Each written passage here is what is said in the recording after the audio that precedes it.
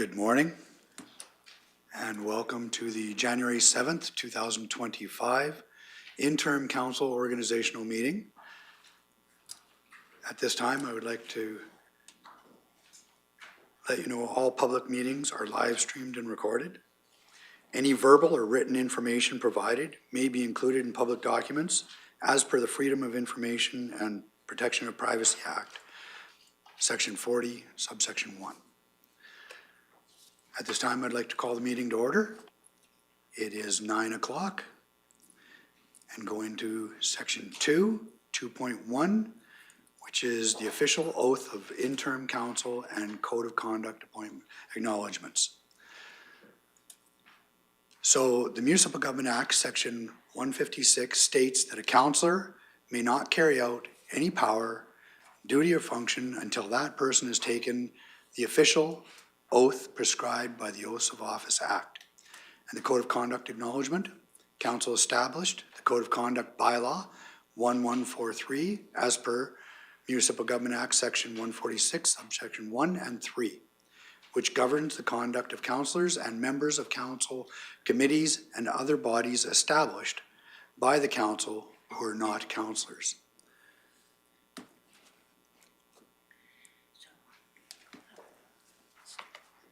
Just in the middle.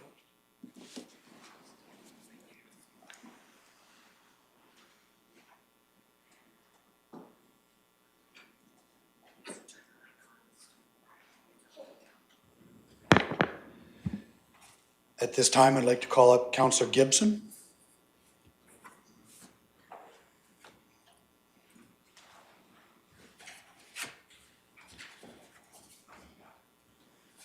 Barbara Gibson, would you like to swear or affirm? I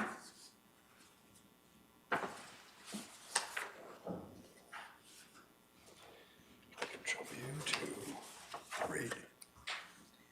I, Barbara Gibson, do solemnly swear and truly declare and affirm that I will diligently, faithfully, to the best of my ability, execute, according to the law, the office of Councillor for Clearwater County. Thank you. Sign here.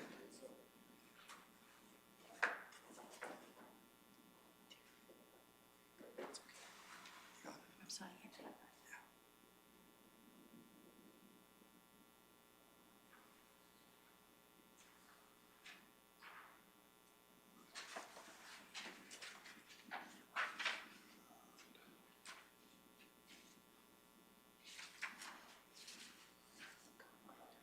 Yep.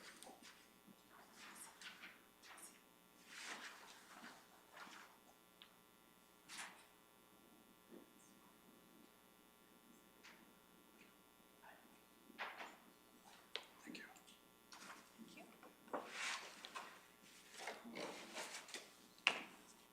Councillor Lloyd.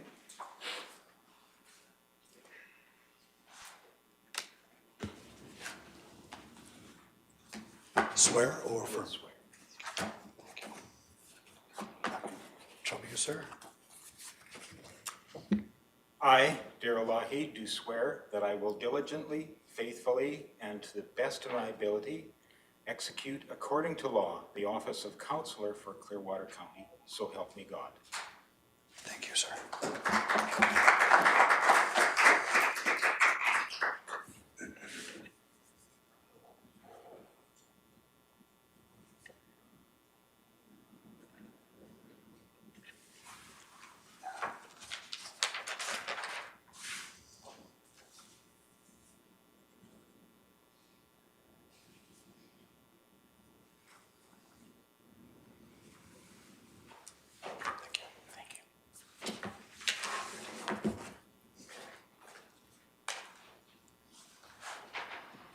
Councillor Beloff.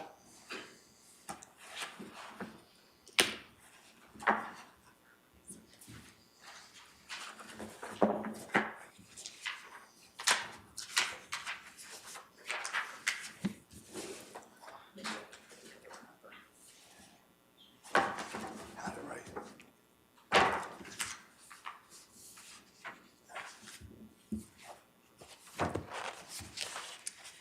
I, Jennifer Melhoff, do solemnly swear to abide by the Code of Conduct of Councillors. That's the other one. Sorry. I do swear to do that too.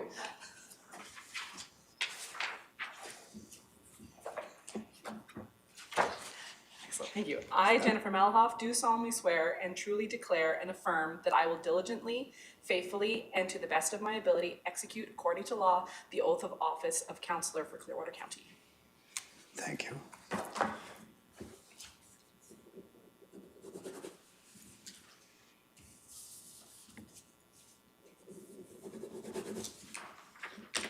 I like your signature.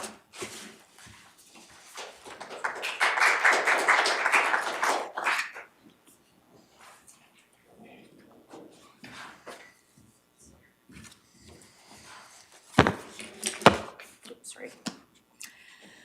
I, Michelle Swanson, do swear that I diligently, faithfully, and to the best of my ability execute according to law the office of Councillor for Clearwater County, so help me God.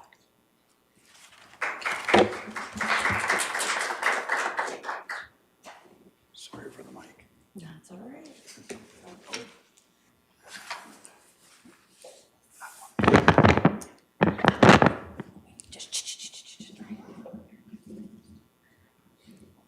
Thank you. Thank you.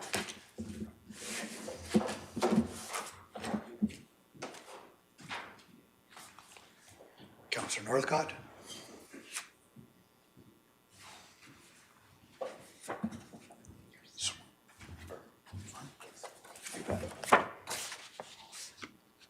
Okay, so I, Jordan Northcott, do solemnly swear and truly declare and affirm that I will diligently, faithfully, and to the best of my ability execute according to law the office of Councillor for Clearwater County.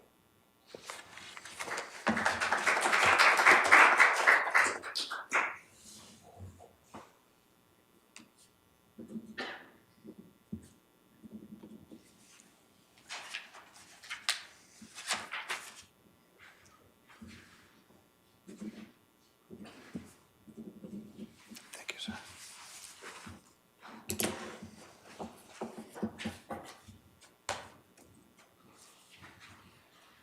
Councillor Ratcliffe? Would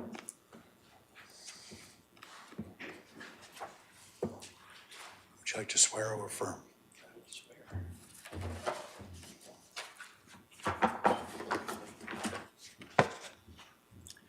I, Neil Ratcliffe, do swear that I will diligently, faithfully, and to the best of my ability, execute according to law the officer of Councillor for Clearwater County, so help me God.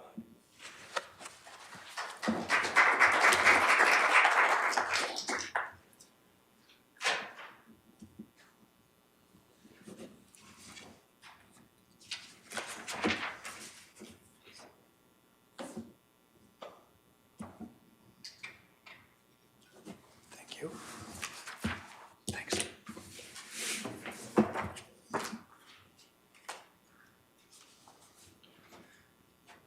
Councillor Cermak?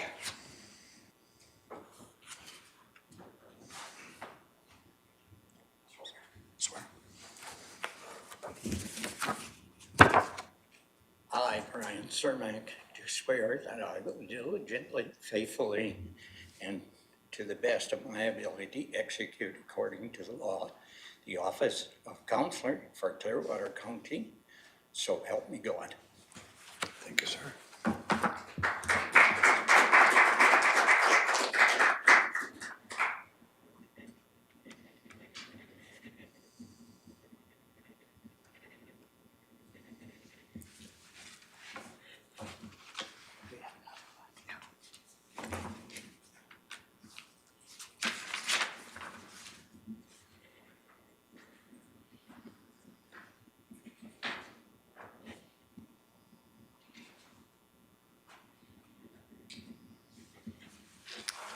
Thank you, sir.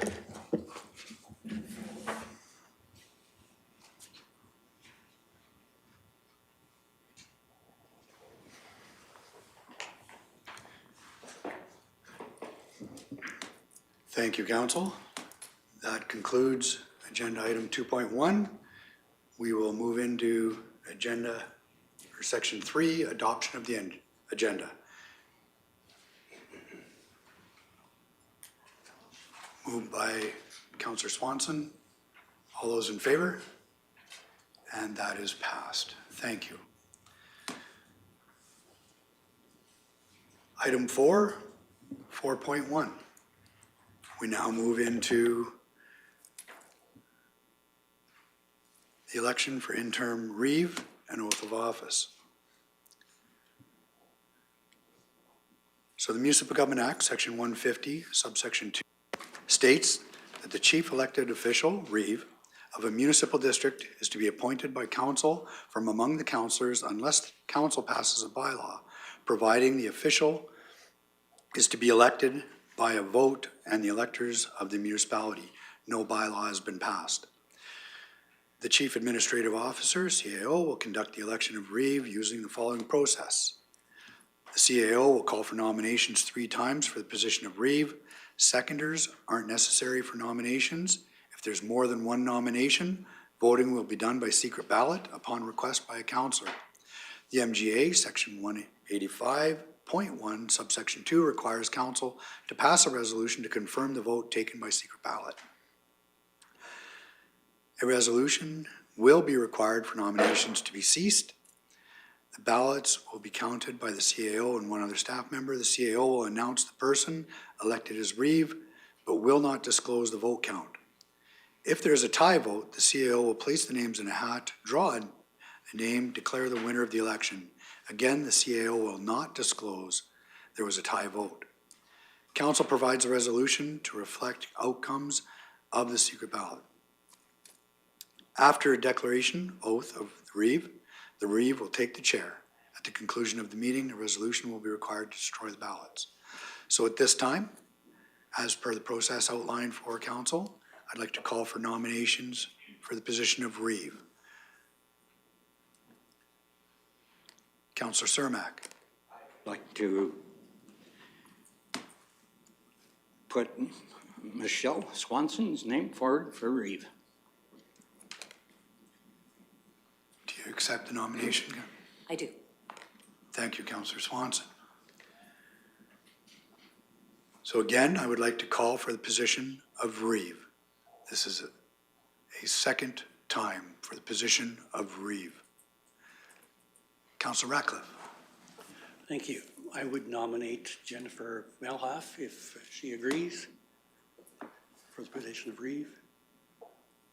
Thank you, Councillor Ratcliffe. Do you accept the nomination, Councillor Malhow? Thank you very much for the nomination. I'm honored that you feel that I would be able to lead this team well, and I'm happy to be able to provide a choice, so I do accept that nomination. Thank you. Thank you, Councillor Malhoff. Third and final time calling for position of Reeve.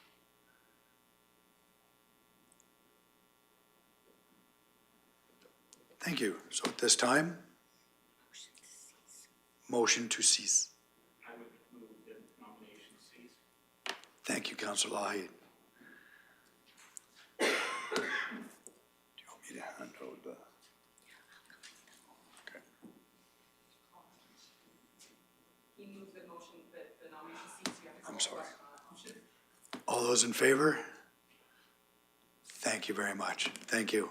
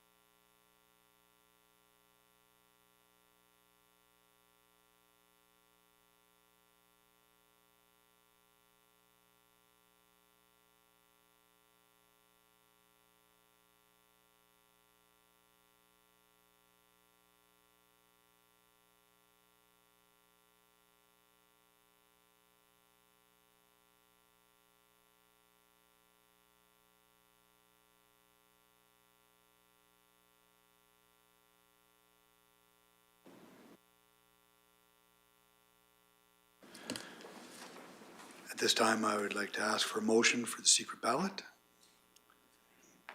Councillor Northcott, all those in favor? Thank you very much. And I would like to announce Reeve Swanson was the successful candidate. So if I could have a motion to accept Councillor Michelle Swanson as Reeve. I would happily make the motion that council appoints Councillor Michelle Swanson as Clearwater County's interim chief elected official effective January 7th for a term ending on October 20th, 2025. Congratulations. Thank you, Councillor Malhab. All in favor? And that is carried.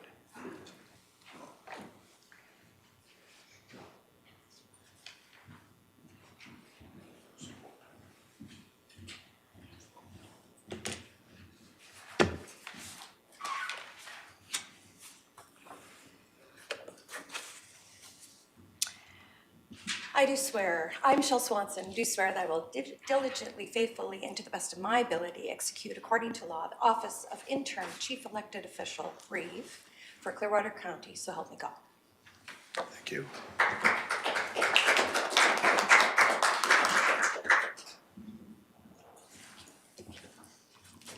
That's it.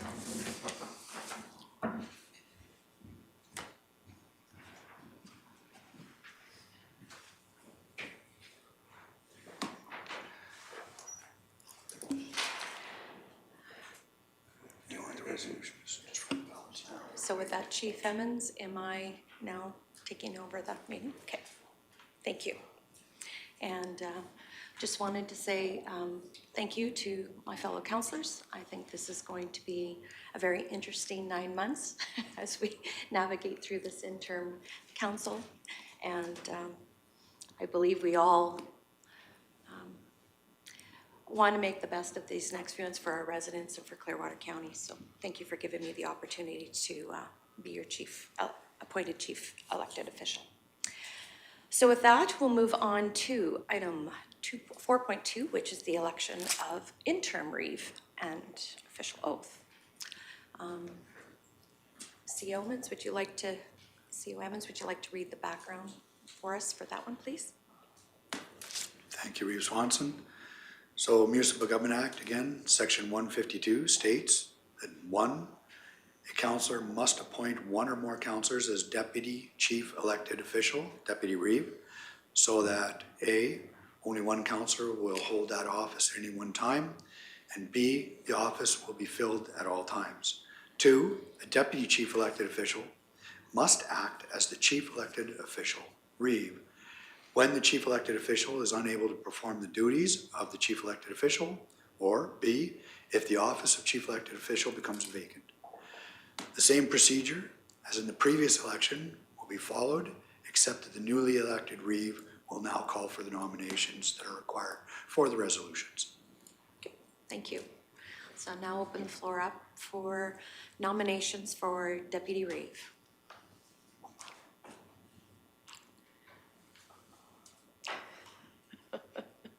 Blinky lights. I'll go with Councillor Gibson first, please. I would like to nominate Brian Cermak to be Deputy Reeve. Brian, Councillor Cermak, do you accept? Okay, thank you. Looking for further, calling a second time for nominations for Deputy Reeve. Go ahead, Councillor Ratcliffe. I would nominate Jennifer Melhoff if she will consider the position. Do you accept? Thank you, Councillor Radcliffe. I do accept. I feel that I have acted in the office of the Deputy Reeve with the utmost respect to the position and would like to continue to do so for Clearwater County. Thank you. Calling a third time for nominations for Deputy Reeve.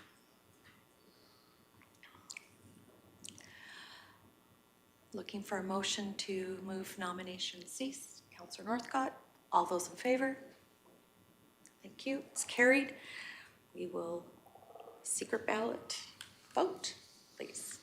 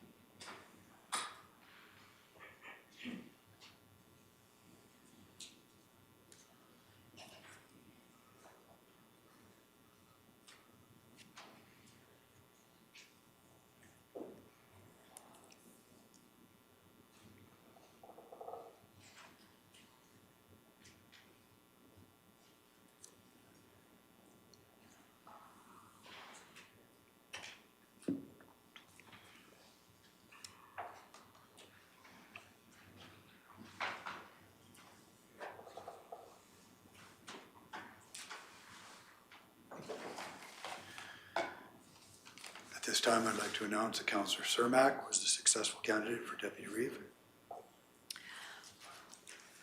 Congratulations, congratulations, Councillor Cermak. Looking for a motion to staff recommended for that council appoints. Okay, go ahead, Deputy Reeve now. Or sorry, go ahead. Councillor Mel, thank you. Yeah. I would make the motion that council appoints Brian Cermak as Clearwater County's interim deputy chief elected official, Deputy Reeve, effective January 7th, 2025, for a term ending October 19th, 2025. Congratulations. Yes. I'll call the question. All those in favor? And that motion's carried. Thank you. So with that, we're going to continue on into our agenda. Actually, Councillor Cermak, you need to go swear your oath. That's your second language?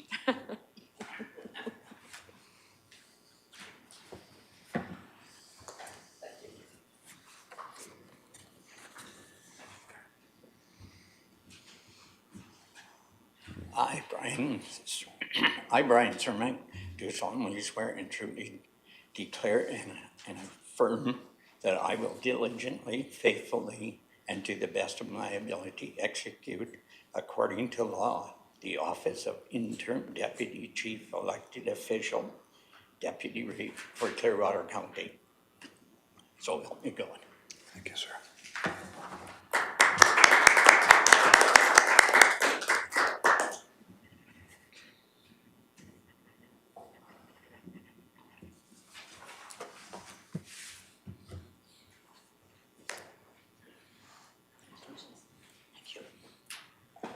Yep. Would you want us to all shift around, Reeve? No, I'm all, at this point in time, are we okay with just to continue on and then at a break, if we want to shift, we'll shift at that point in time?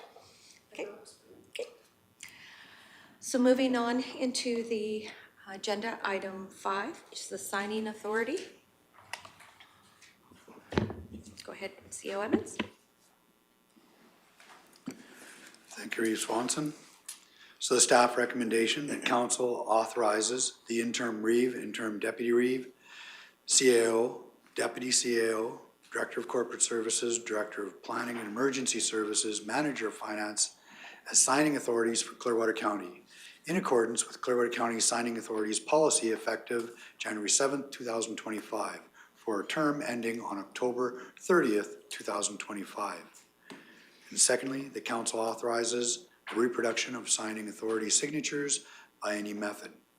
So the background on this, the signing or authorization of municipal documents under the MGA, section 213 states, minutes of council meetings and minutes of council committee meetings dealing with a power, duty, or function delegated by council to the council committee must be signed, A, by the person presiding at the meeting, and B, a designated officer. 2, repealed in 2022. 3, bylaws must be signed by the chief elected official, Reeve, and a designated officer. Agreements and checks and other negotiable instruments must be signed or authorized by A, the chief elected official, or by another person authorized by council to sign them, and B, by a designated officer, or by a designated officer acting alone if so authorized by council, or by a designated officer acting alone if so authorized by council. And 5, a signature may be reproduced by any method if so authorized by council. Okay. So looking for those 2 motions. Go ahead, Councillor Ratcliffe. Thank you. I will make the motion that council authorizes the interim Reeve, interim deputy Reeve, chief administrative officer, deputy chief administrative officer, director of corporate services, director of planning and emergency services, and manager of finance as signing authorities for Clearwater County in accordance with Clearwater County Signing Authorities policy effective January 7th, 2025 for a term ending on October 30th, 2025. Shall I do the other one? Oh. Are they separate? Well, please, we'll do them separately. Okay, so are there any comments, questions? Not call question. Oh, sorry, go ahead, Deputy Reeve. Or go ahead, Councillor Malhoff. That'll be a while. That's all good. Thank you, Reeve. I actually have a question with regards to why some directors are given signing authority and some are not. CO Emmons. Thank you. So the Director of Planning and Emergency Services really encompasses convenience of the lot sales in Nordic. So giving the authority to sign those papers expedites and really assists that process. The other one, the Director of Corporate, of course, being the financial head, just makes sound judgment as well. Thank you. You're welcome. I'll call the question. All those in favor? That motion's carried. Second motion? No one. Councillor Ratcliffe, did you want to? Sure, I'll carry on. Thank you. I move the council authorizes the reproduction of signing authority signatures by any method. Thank you. Any comments or questions? Seeing none, I'll call the question. All those in favor? And that motion's carried as well. Thank you. Now moving on to section 6, which is our meeting dates. 6.1 is the regular interim council meeting dates. CO Emmons.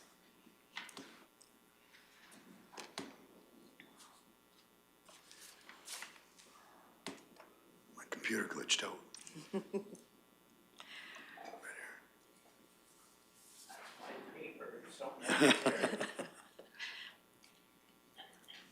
Thanks. Yeah.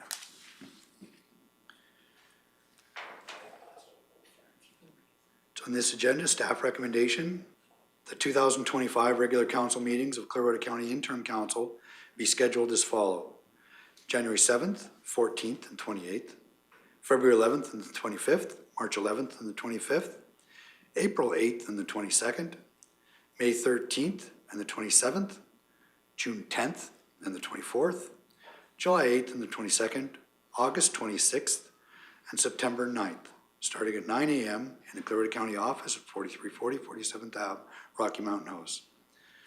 So the background on this one, Municipal Government Act 193 states, a council may decide at a council meeting at which all councillors are present to hold regularly scheduled council meetings on specific dates, times, and places.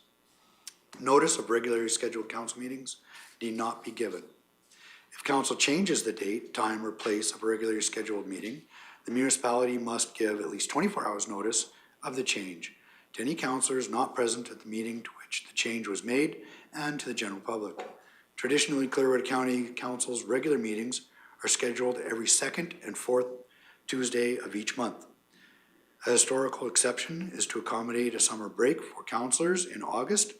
With 2025 being a general election year, administration is asking if council would like to consider not scheduling regular meetings between nomination day of September 22nd and the inaugural meeting, organizational meeting, scheduled for October 30th.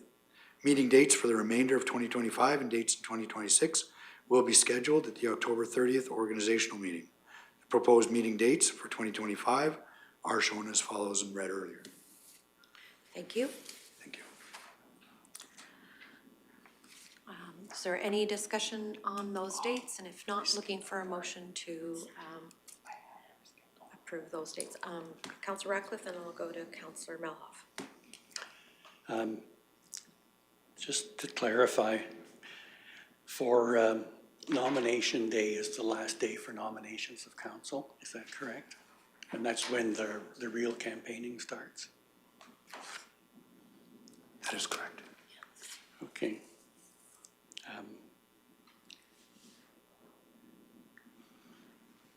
No other. I guess I'd like to know what the rest of council thinks of having a final meeting on the 23rd or even on the 22nd, so that there is no campaigning during the council meeting. All right. Deputy, Councillor Melhoff? I actually was gonna be asking the question of us including the last meeting in September and the first meeting in October. I think we all signed on for for 4 full years, and I don't think the work stops just because there's an election. So I actually was looking at having those 2 meetings still take place, because we still sit here until the election, unless it is against the rules in some form, but I signed on for 4 years. And I'm happy to do the work for 4 full years. Any other further comments or questions? See, elements in the past, there have been further meetings past, like during, just before an election, correct? It's not, we could still call those regular meetings. We could still identify and call those meetings in past September 22nd. And in the past, councils have met in that month, that 30-day window. If you could maybe give a historical background on that. Absolutely. So yes, and this was not to even hint that this council isn't prepared to do the work. This was about trying to mitigate the perception that using council meetings as a platform for an election period, it might just take council out of uncomfortable positions. But the meetings have been held in the past. This was a new thought, and it is absolutely 100% council's discretion, but that really is the background. Okay. What is the will of this council? Do we want to just identify those regularly scheduled meetings, or do we want to add more dates? Go ahead, Councillor Malhoff. I'll go ahead and make a motion that 2025 regular meetings of Clearwater County's Interim Council be scheduled as follows: January 7th, 14th, and 28th, February 11th and 25th, March 11th and 25th, April 8th and 22nd, May 13th and 27th, June 10th and 24th, July 8th and 22nd, August 26th, and September 9th and 23rd, and October 14th, starting at 9 a.m. in the Clearwater County office at 4340 47th Avenue, Rocky Mountain House, Alberta. Any further comments or questions on the motion? Seeing none, I'll call the question. All those in favor? And that motion is carried unanimously.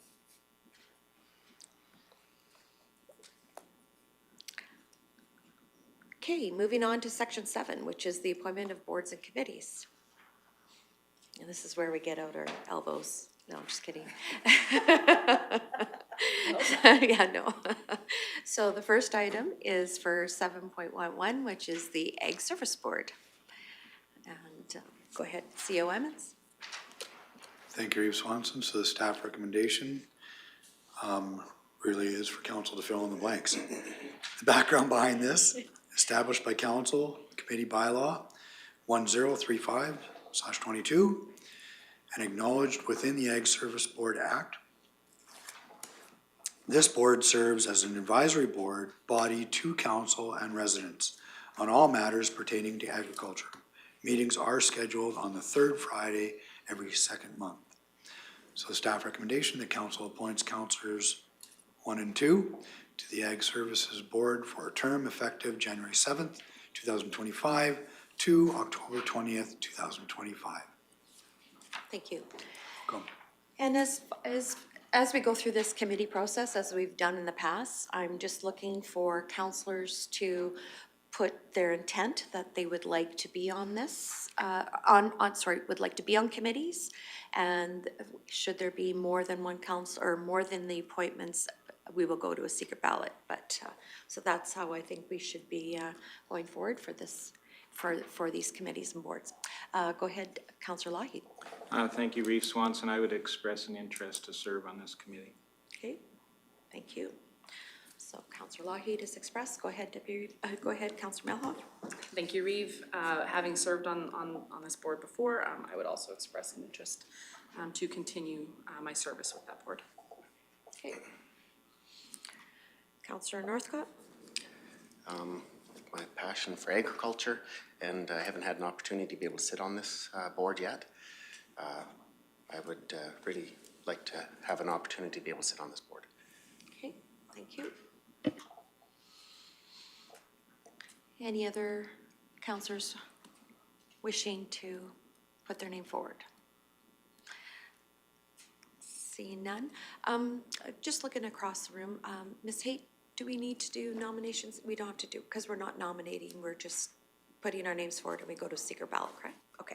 So we'll now go to a secret ballot for 2 names. Yes, and then Ms. Haight will.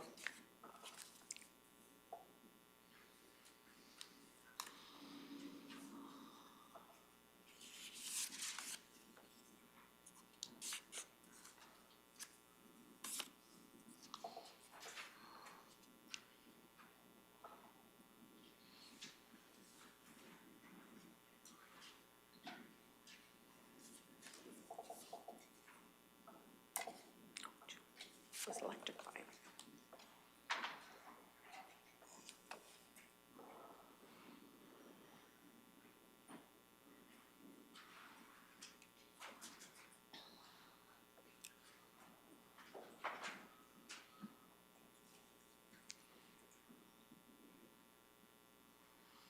And I guess I should have asked if the councillors that had been serving or appointed to these boards in the past, if they do decide that they would like to further on, maybe for the rest of the balance of council, would like to give a little bit more information as to when they meet and their experience on that board, like how it's been, if that works. It's just more for information for, even though we do. Now, or prior to Yeah, we'll do that going forward? going forward, Okay. please. Yeah. I know Whoever it's, gets on, there's the Ag conference is in 3 weeks. right. So whoever does get on the Ag conference is coming up. And there is 2 spots spoken for councillors. There's not names on them, but there is 2 spots for councillors at that conference.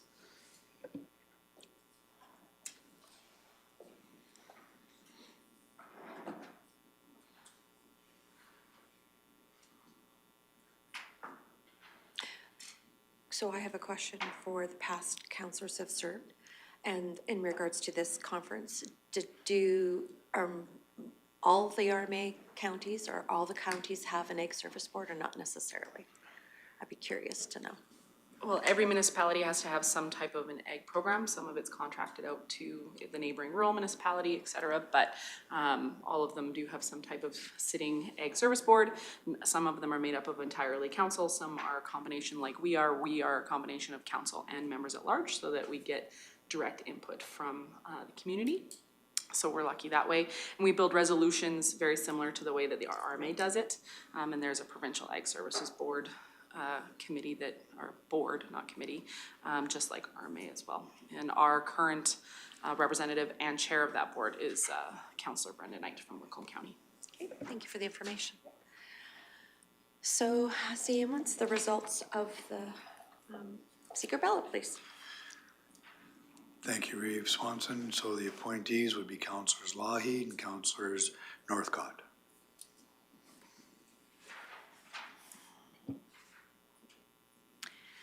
We need a motion then to appoint those councillors, please. Councillor Cermak. That council appoints councillors Darrell Lougheed and Jordan Northcott to the Ag Service Board for a term effective from January 7th, 2025 to October 20th, 2025. Thank you. Call the question. All those in favor?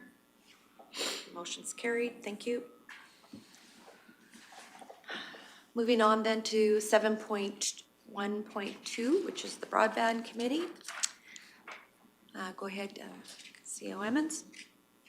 Thank you, Reeve Swanson. So the background on this one, established by Bylaw 1120, the purpose, mandate of the committee is to develop and implement a vision statement, public engagement strategy, and open access network of broadband infrastructure in Clearwater County. Although the committee's membership shall be comprised of up to 7 council members, sections 5.4 and 5.5 of the bylaw state a councillor is not eligible to be appointed to the committee or maintain an appointment as a member of the committee if the councillor or a member of the councillor's family has within 1 year prior of the date of appointment. 5.4.1, submitted or maintained an EOI to Clearwater County respecting the broadband project. 5.4.2, signed or maintained an NDA with Clearwater County respecting the broadband project. 5.4.3, submitted a request for proposal under the contract respecting the broadband project or otherwise contracted in any manner whatsoever with Clearwater County in relation to the broadband project. 5.4.4, has been engaged within the boundaries of Clearwater County in a business that provides construction, installation, or provisions of services respecting broadband infrastructure. 5.5, the provision under section 5.4 also applies if a councillor or a member of the councillor's family is a shareholder, director, or officer of a non-distributing corporation that falls within the provisions of section 5.4.1, .2, .3, and .4. 5.5.2, a shareholder, director, or officer of a distributing corporation if the councillor or member of the councillor's family beneficiary owns voting shares carrying at least 10% of the voting rights attached to the voting shares of the corporation of which the person is a director or officer. That falls within the provisions of sections 5.4.1, 5.4.2, 5.4.3, and 5.4.4. 5.5.3 is a member of a partnership or firm that falls within the provisions of sections 5.4.1, 5.4.2, 5.4.3, and or 5.4.4. Thank you. You're gonna get your time in today with lots of reading, so we'll save your voice. All right.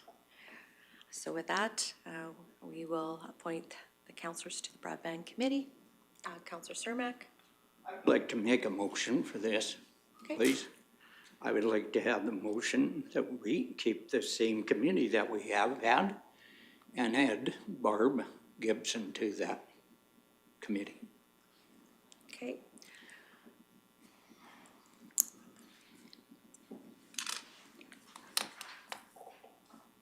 Any further comments or questions? Go ahead, Councillor Ratcliffe. Thank you, Reeve. As I've said before, broadband is the only board or committee where expertise is excluded. I've worked on solar power in the county. I'm a user of the airport, and I have participated in policy development and decisions around both. It's only broadband where I am prevented from contributing or participating. Council was informed months ago that the exclusion issues identified in the Broadband Committee bylaw, most recently that no member of my family is providing internet service in the county, are no longer relevant. What is the benefit to the ratepayers to continue excluding my knowledge and expertise from this committee? The Municipal Government Act does not list perceptions or conjecture as reasons for a councillor to not participate in county business. And I have previously provided judicial review information that stated that pecuniary interest was not formed by perception or conjecture or by voting on a budget. The Municipal Government Act outlines a process to follow if council disagrees that a councillor does not have a pecuniary interest, and that process to get a court ruling. Clauses 5.4.1 to 5.4.4 of the Broadband Committee bylaw have been used as a workaround to not follow the process required by the MGA. And continuing to exclude me from the Broadband Committee strengthens the public perception that the listed reasons were never the real reasons for adding those clauses to the committee bylaw.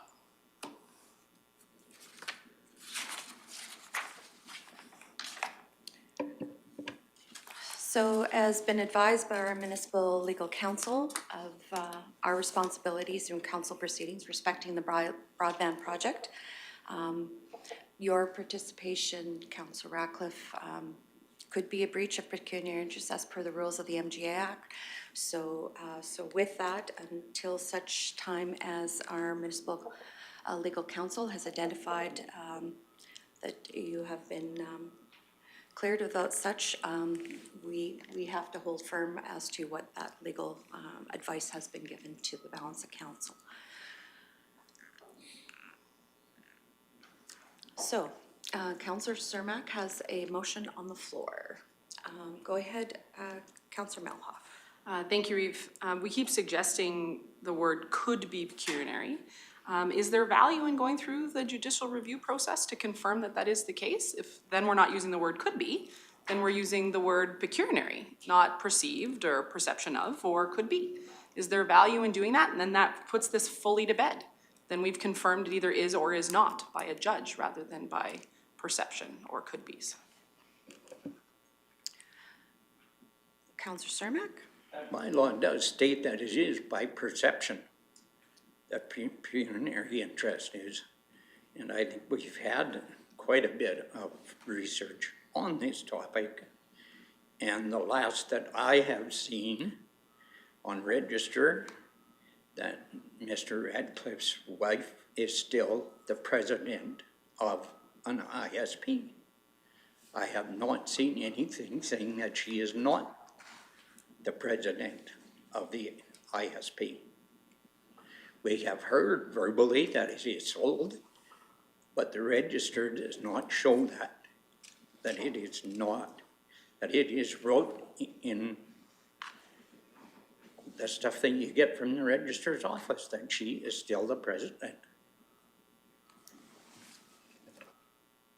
Follow up? Yes, please. Okay.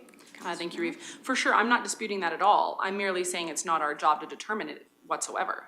It is, it is not, and the MGA makes it clear, it's the councillor's job to determine pecuniary interest, and if we disagree with them, it's a judge's job, not our job at all. The MGA says it's their job, a councillor's job or a judge's job. We are stepping outside of our jurisdiction in us making the determination. So I'm saying, let's get a judge to determine if there is or is not pecuniary interest, and then we have that to stand on. Because right now we're taking Councillor Radcliffe's opinion against our lawyers, and that is not what the MGA says that we ought to do. If we disagree with a councillor, it's supposed to be a judge that rules on that, not us. Councillor Ratcliffe? Thank you, Reeve. I want to point out that the bylaw does not state that a company is in existence, but that is providing construction or internet service, broadband service in the county. So according to the bylaw, whether the company is not yet wrapped up or not is irrelevant to the decision.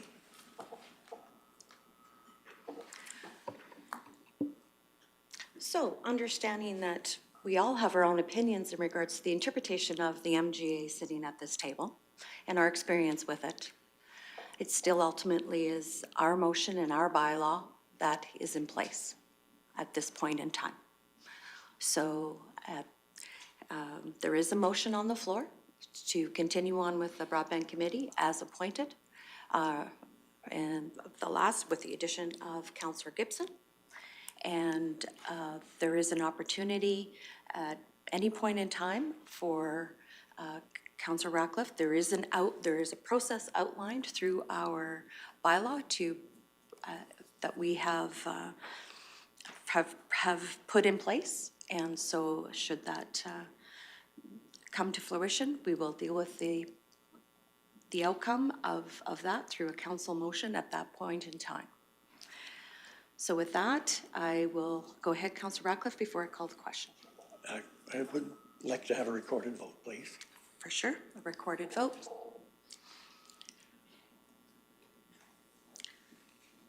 So at this point in time, if there's nothing further, I'm going to call the question. All those in favor? Those opposed?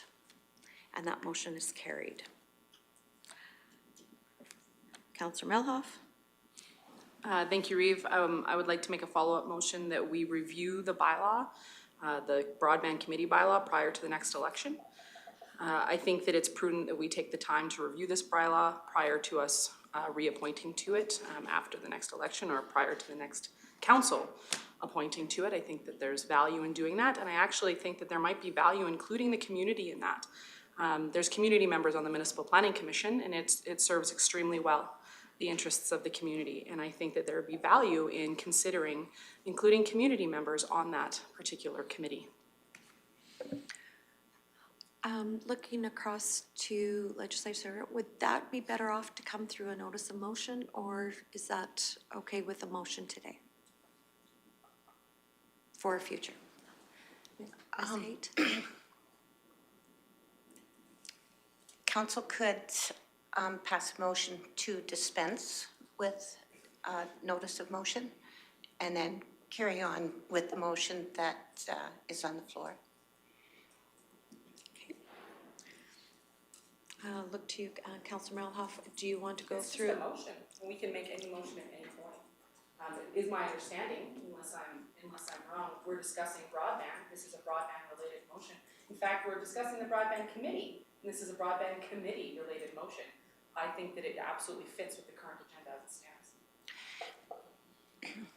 If council would like to have additional background information prior to voting on the motion, then council may wish to have a notice of motion given.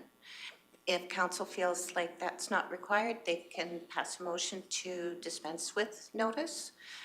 Or as Councillor Melhoff indicated, if council so wishes, they can have discuss that motion on the floor.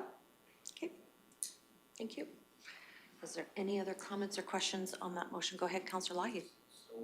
From how the motion was described to me, I see that it's an opportunity to review that bylaw. I don't think we require additional background information to know about what is entailed in a review. So if it's helpful, I can put a motion forward to dispense with the notice of motion process. Okay, thank you, Councillor Lahey. Any other further questions or comments on that? Councillor Northcott? Can I just get a repeat, Councillor Melhoff, just so I know what just have that repeated, that motion that you'd like to present? Sure thing. Motion to review the Broadband Committee bylaw prior to the next election or prior to the appointment of the next round of councillors. Okay. Any other further, go ahead, no, yes? Okay, no, Councillor Northcott. Do you have an organization or for who would review that? Would it be up to the council, or do you have for who would be doing the review? Councillor Melhoff? Well, bylaws are the preview of council, so I would expect that council would be reviewing it and seeing if it's still fitting the council's priorities and the community's priorities. This bylaw has been enacted for a couple of years now, so it's prudent for us to review all bylaws on, I would think, an annual or at least semi-annual basis, and this one should be due for review. And I think that prior to it being appointed to would be the best time to do it. All right, so motion on the floor by Councillor Lahey to motion to dispense notice of motion. Any other questions? I'll call the question. All those in favor? Those opposed? Motion is carried. Now the motion is on the floor for Councillor Melhoff to review the broadband bylaw prior to the next election. Any other further comments on that question? I'll call the question. All those in favor? All those opposed? The motion's carried. Thank you.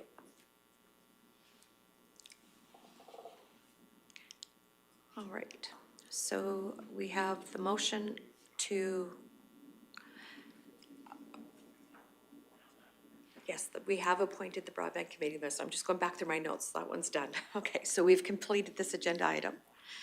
So we're now to 7.1.3, which is the Clearwater County Heritage Grant Advisory Committee. CO Emmons again.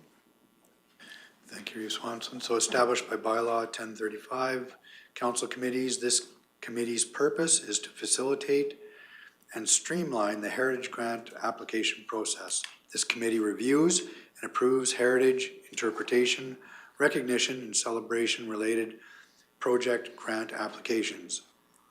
Meetings to take place at least once per year, dependent on receipt of applications. So the staff recommendation for motion before council, the council appoints councillors 1 and councillors 2 as alternate to the Clearwater County Heritage Grant Advisory Committee for a term effective January 7th, 2025 to October 20th, 2025. Thank you. Looking for expressions of interest. Go ahead, Councillor Lougheed.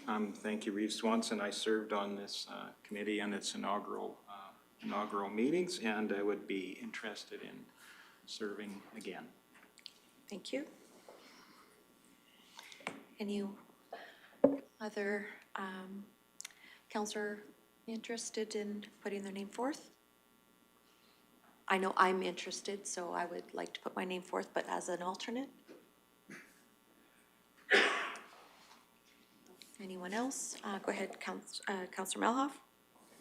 Thank you, Reeve. I would make the motion that council appoints Councillor Darrell Lougheed and Reeve Swanson as alternate to the Clearwater County Heritage Grants Advisory Committee for a term effective January 7th, 2025 to October 20th, 2025.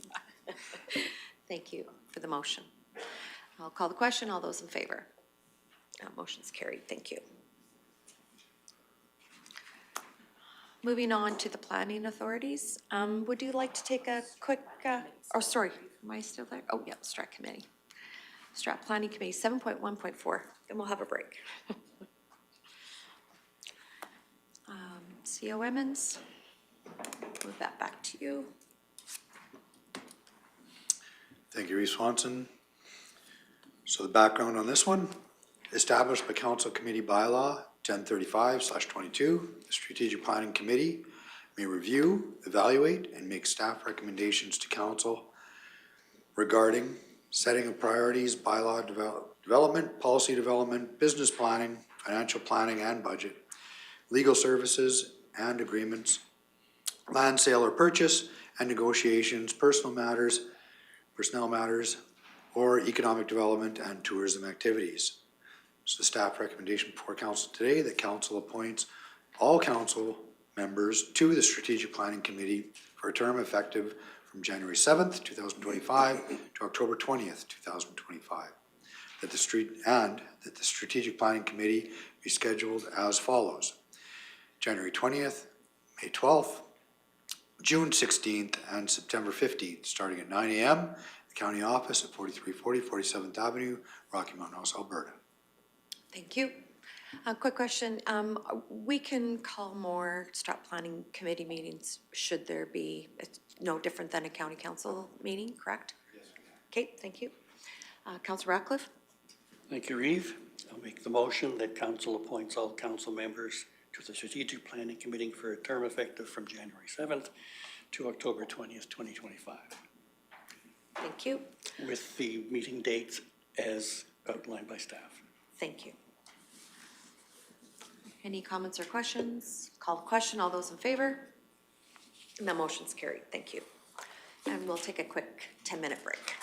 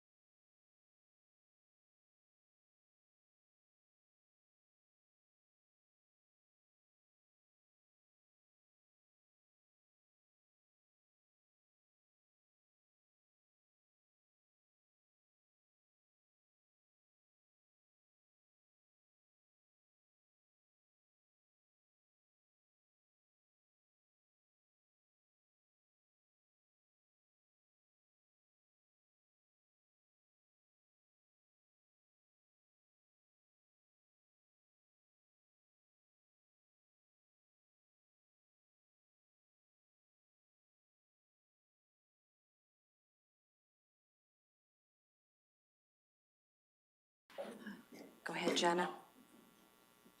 Okay, welcome back. We just had a break during our, this is the organizational meeting for January 7th of the interim Clearwater County Council. Councillor Northcott, you have a comment to make before we get started again? I do, thank you very much. I might be a little bit out of turn, but just to go back, just my reasoning for voting in opposition to the broadband review. I think that committee over the last 3 years has had a significant review. And a lot of that discussion had taken place in closed session. It's probably been one of the most heavily reviewed bylaws. That was my reasoning. Okay. So moving on to 7.2, which is the planning authorities. We have a number of committees and boards on this. Looking at 7.2.1, which is the Land Use Bylaw Rewrite Council Steering Committee. CO Evans, please. Thank you, Reeve Swanson. So background on this one, established by bylaw 1205. The purpose of the steering committee is to oversee the review and revision of the land use bylaw. This steering committee will be in place for the duration of the land use bylaw rewrite process, including review of the existing document, drafting of the revised document, public open houses, and the council approval process. The complete land use bylaw rewrite council steering committee terms of reference is available on the attached link. So the staff recommendation before council today is that council appoints all council members to the land use bylaw rewrite council steering committee for a term effective from January 7th, 2025 and ending at the completion of the land use bylaw rewrite project or on October 20th, 2025, whichever comes first. Okay, thank you. Councillor Melhoff? Thank you, Reeve. I would make that motion. Okay, thank you. Any other comments or questions? Seeing none, I'll call the question. All those in favor? That motion's carried. Moving on to the land use 7.2.2, the land use bylaw rewrite public advisory committee. Go ahead again, CO Evans. Thank you. So the background on this one, the Public Advisory Committee, or we call it the PAC, its purpose is to facilitate the review and revision of the land use bylaw to support current and future development needs. The committee members will also serve as a communication link, ensuring that county communities stay informed about the project progress. This advisory committee will be in place for the duration of the land use bylaw rewrite process, including a review of the existing document, drafting of the revised document, public open houses, and the council approval process. Again, this document is attached on the link. So the staff recommendation, the council appoints Councillor 1 and Councillor 2 as alternate to the land use bylaw rewrite Public Advisory Committee for a term effective from January 7th, 2025 and ending at the completion of the land use bylaw rewrite project or on October 20th, 2025, whichever comes first. Thank you. Now open the floor for expressions of interest. Go ahead, Councillor Melhoff. Thank you, Reeve. I have served as the alternate on that committee since its inception, as previous Councillor Graham was the primary on that committee. I would like to continue serving in one way or the other. Okay, thank you. Anyone else that would like to put their nose at Councillor Gibson? I sat on the committee and I found it very interesting and I would like to continue Okay, in either position. okay. I believe in those meetings, we didn't limit both the alternate and the appointee could go to those meetings, so. And that both have been going. Yeah, both have been going, yep. Is there any other further? If not, I will look for a motion to appoint Councillor Melhoff and Councillor Gibson to the Land Use Bylaw Public Advisory Committee. Councillor Serma, actually, or I think it was, did you want to make that motion? I will make that motion, you bet. Okay, thank you. All those, I'll call the question, all those in favor? That's carried. Oh, So, go ahead, Ms. Haight. Clarification, could we identify the Who is the primary and who's the alternate? Okay. Councillor Melhoff for the primary, Councillor Gibson for the alternate, but you can still go. Okay. Yep. All right, moving on then to the Municipal Planning Commission, 7.2.3. Thank you. So the background, established by Bylaw 1183/24 and acknowledged within the Municipal Government Act, Division 3, Planning Authorities, Section 625. The Municipal Planning Committee is an advisory committee to Council and Development Authority for land use development, rezoning, and acts as the decision-making body for subdivisions. Meetings are scheduled on the third Wednesday of every month. A member of the commission shall not include a development officer, member of subdivision development appeal board, and an employee of the county. Staff recommendation before council today, that council appoints councillors 1 and 2 and 3 to the Municipal Planning Commission for a term effective January 7th, 2025 to October 20th, 2025. Okay, thank you. Councillor Lougheed? Thank you. I have expressed an interest in serving on this. I've served on it for a little while, this last term and a half or so, or a year and a half or so. So I hope to bring consistency to that position. Thank you. Councillor Melhoff? Thank you, Reeve. I currently chair the commission and would like to continue to do so and provide that consistency. I also feel that I have a very good working knowledge of our current municipal development plan and land use bylaw that committee works within. So I'd like to continue working on that. Okay, thank you. Councillor Ratcliffe? I would also like to continue serving on MPC. Okay, thank you. Councillor Northcott? I did have an opportunity to sit on that commission only one time. It does have a significant impact on the rural landscape of Clearwater County, or it can, with decisions that are made on that commission. And I would very much like to sit on that commission again, if possible. Okay. So I'm showing interest. I would like to be show interest that I'm interested in that commission. Thank you. Any other further expressions of interest for the MPC? Seeing none, we will check three names on the ballot, please.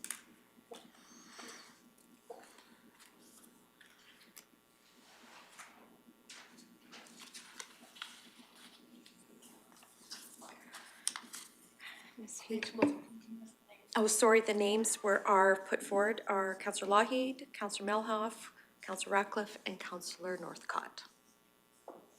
So pick 3.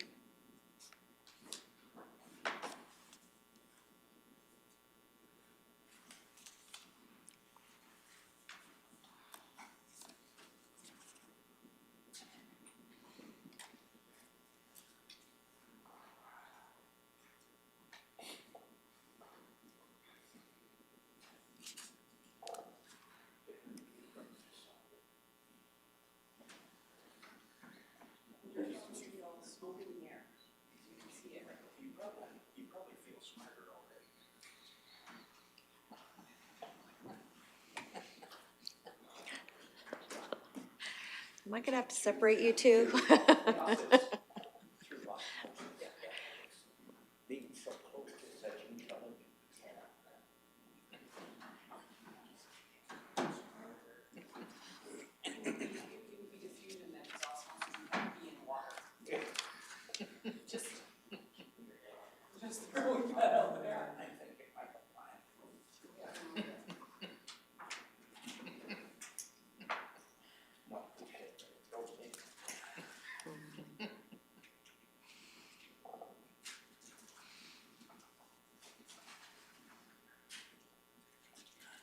What kind of music you're playing? I have no music today. If somebody would like to sing. Yeah, you should have brought your guitar today, Councillor Lougheed. There you go. You didn't bring your guitar? No, you would like to enjoy it. We would have if you would have brought your guitar.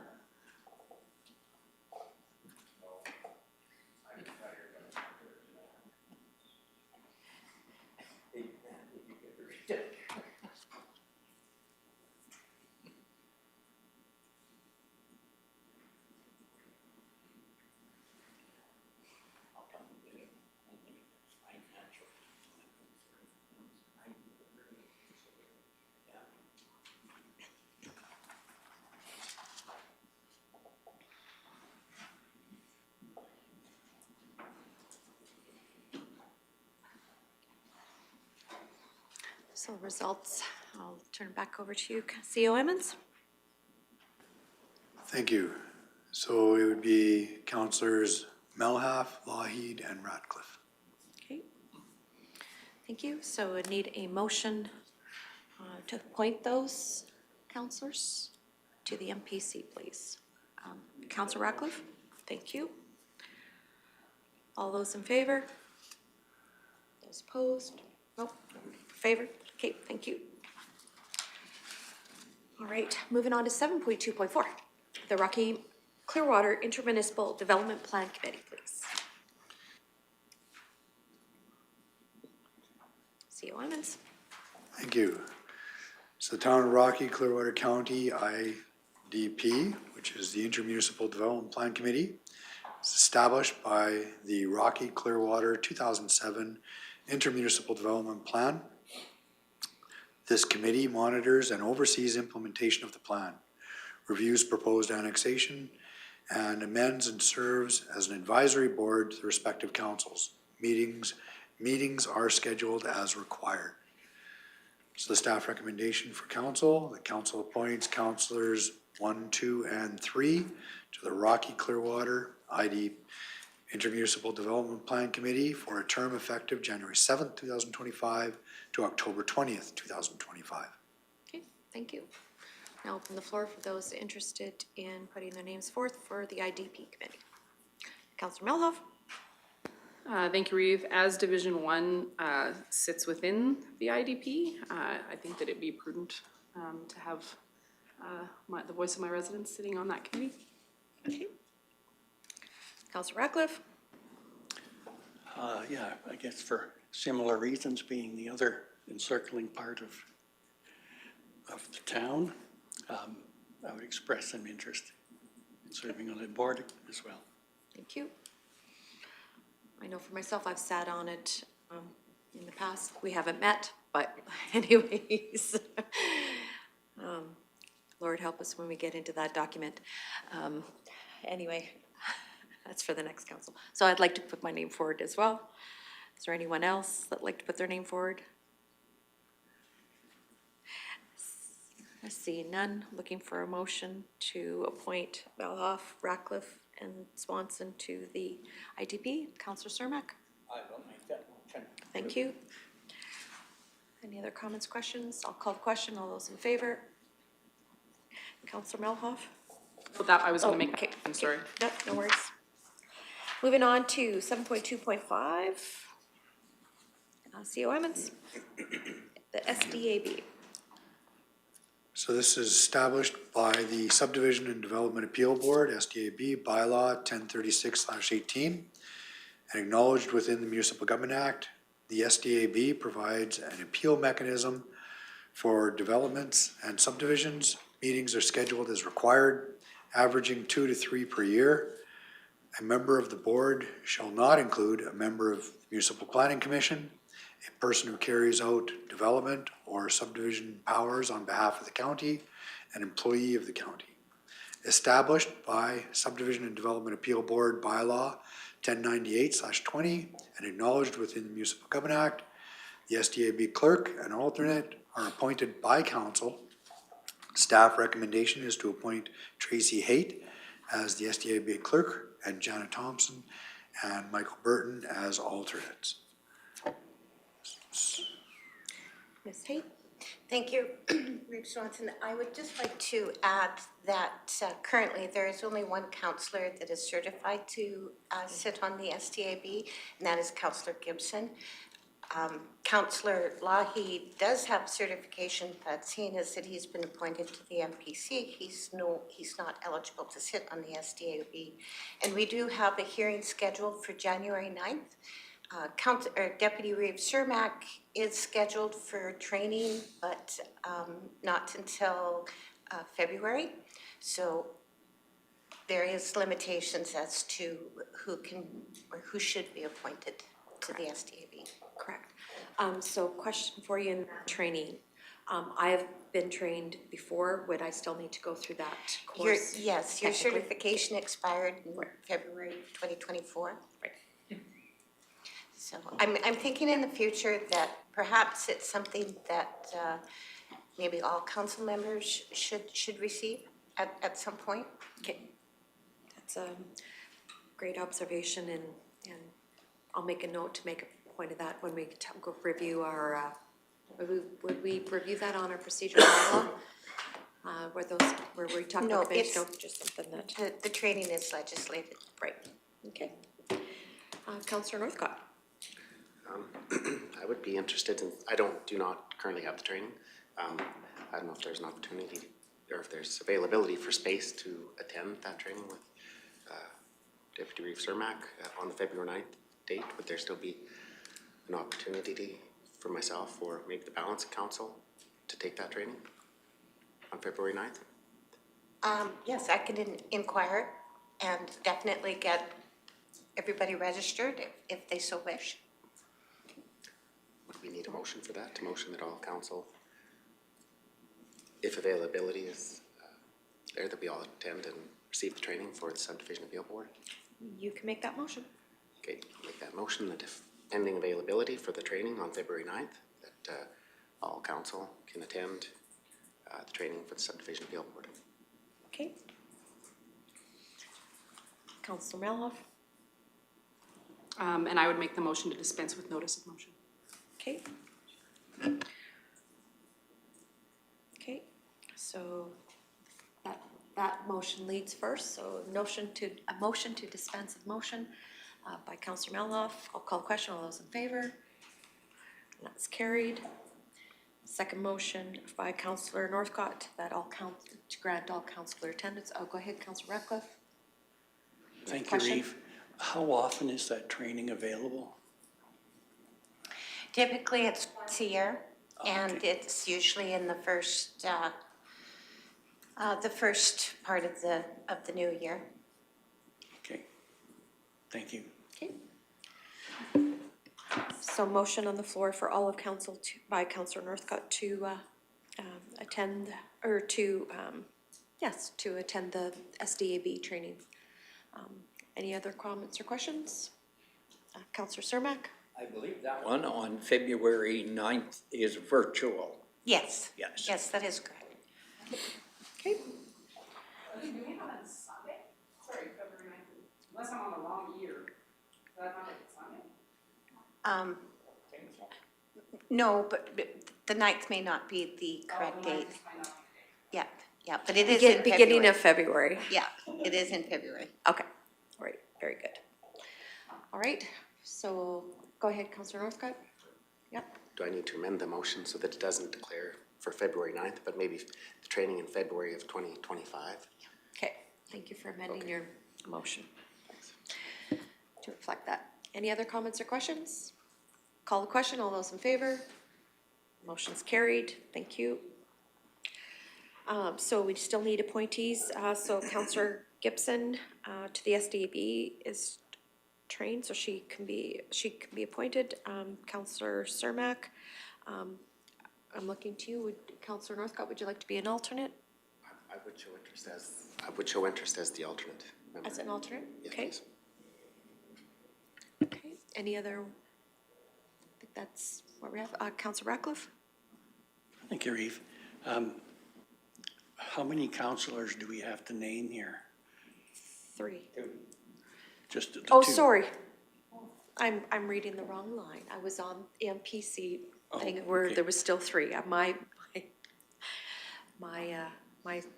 So my the- bad. So the alternate would be vice chair?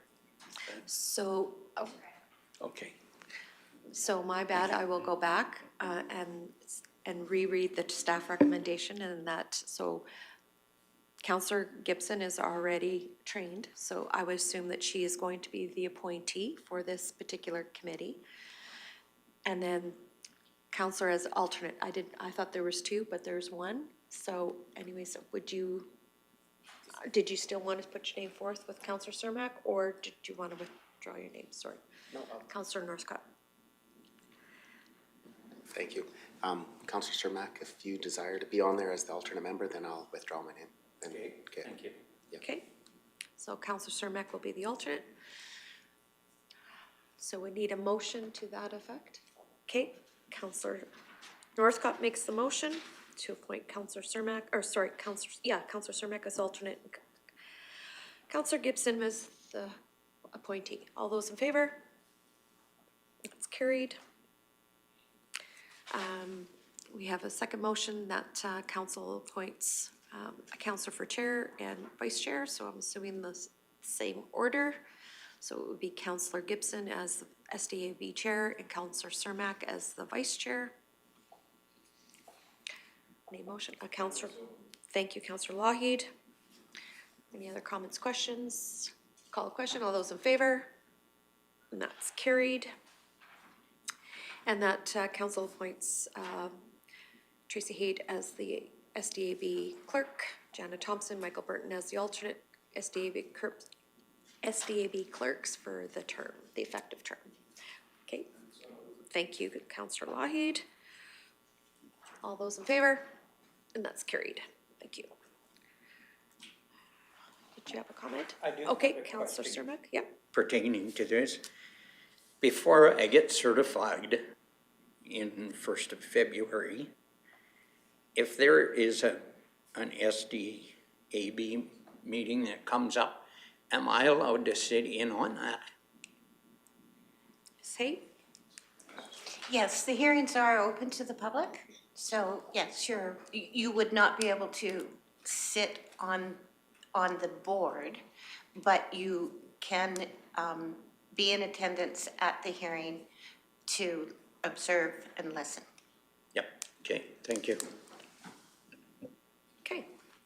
Moving on to the intermunicipal regional committees. 7.3.1, go ahead, CEO Evans. Thank you. So the background on this one, established by the Regional Emergency Management Bylaw 110821 and acknowledged within the Emergency Management Act. This committee's purpose is to advise council on the development of regional emergency programs at least once each year for consideration and approval by the municipalities. The committee also provides the Regional Emergency Management Agency with guidance and direction and appoints a regional director of emergency management.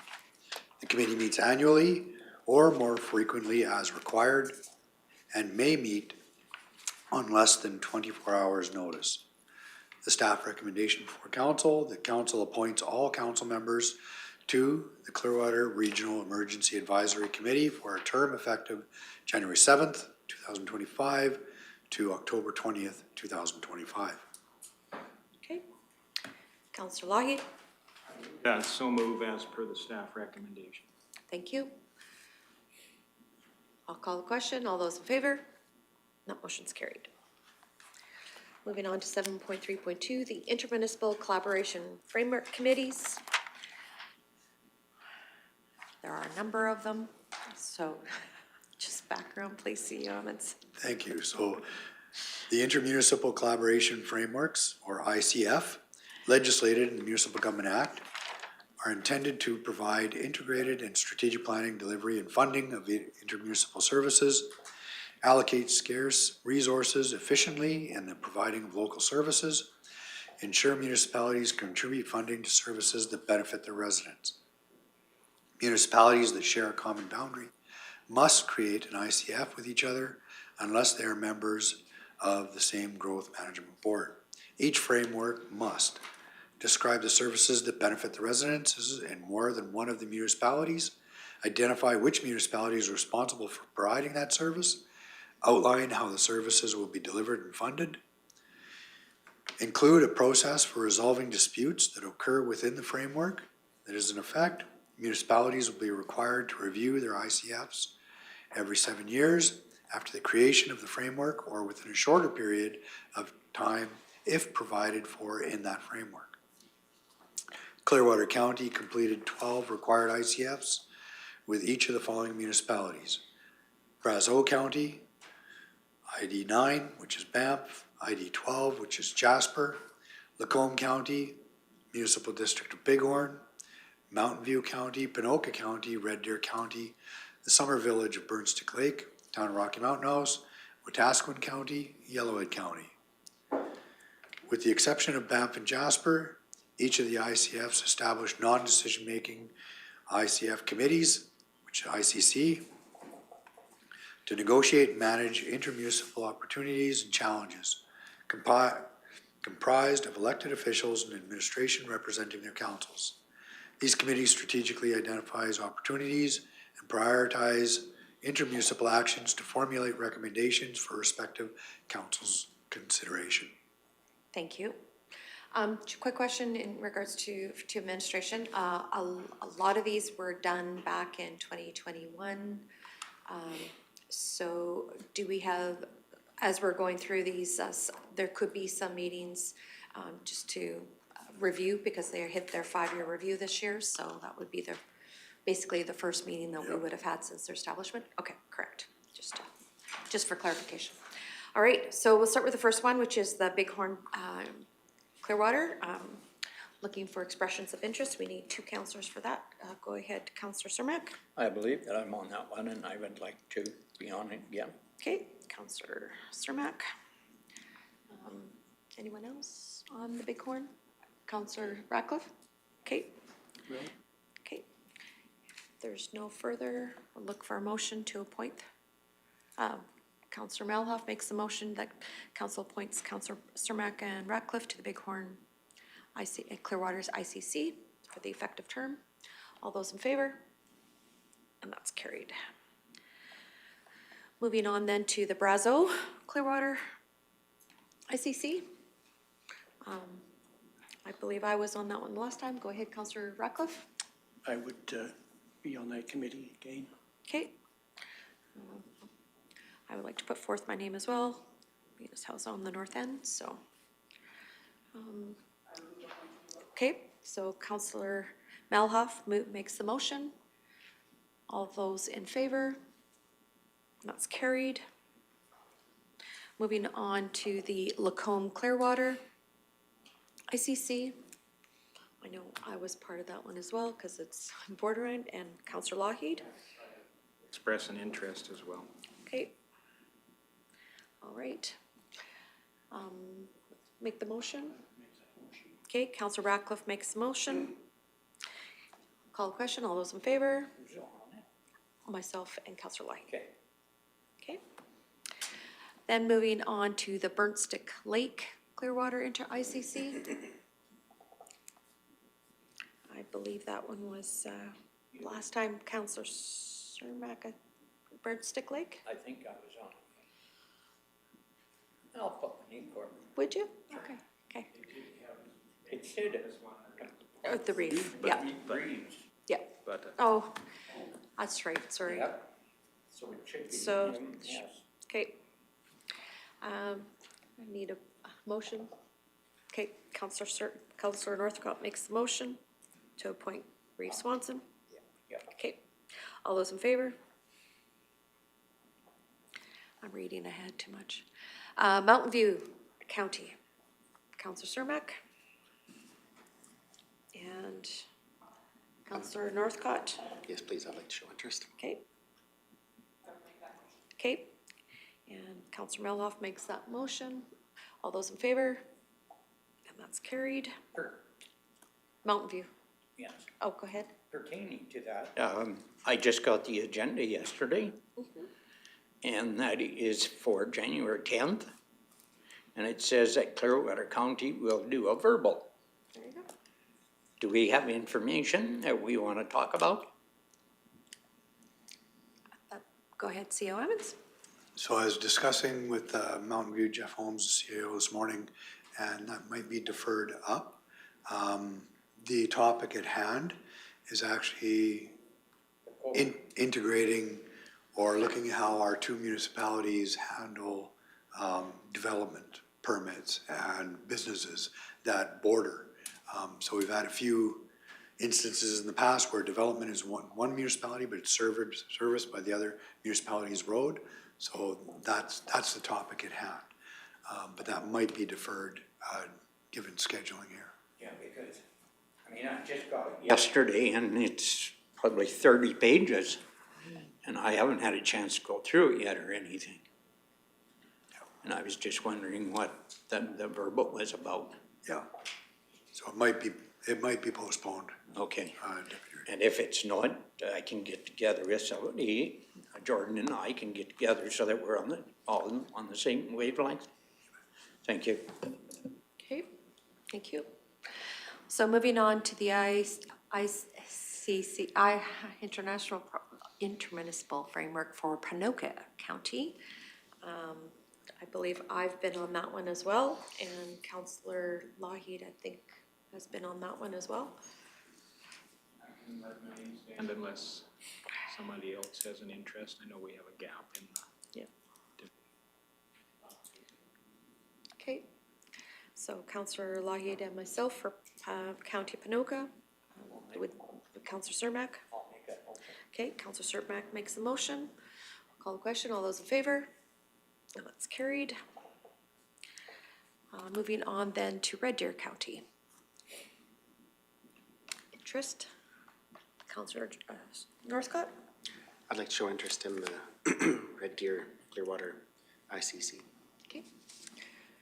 Anyone else? Okay. Okay. Let my name stand there as well. Okay. Councillor Lougheed? See no other lights. Thank you, Councillor Melhoff, for the motion. All those in favor? And that's carried.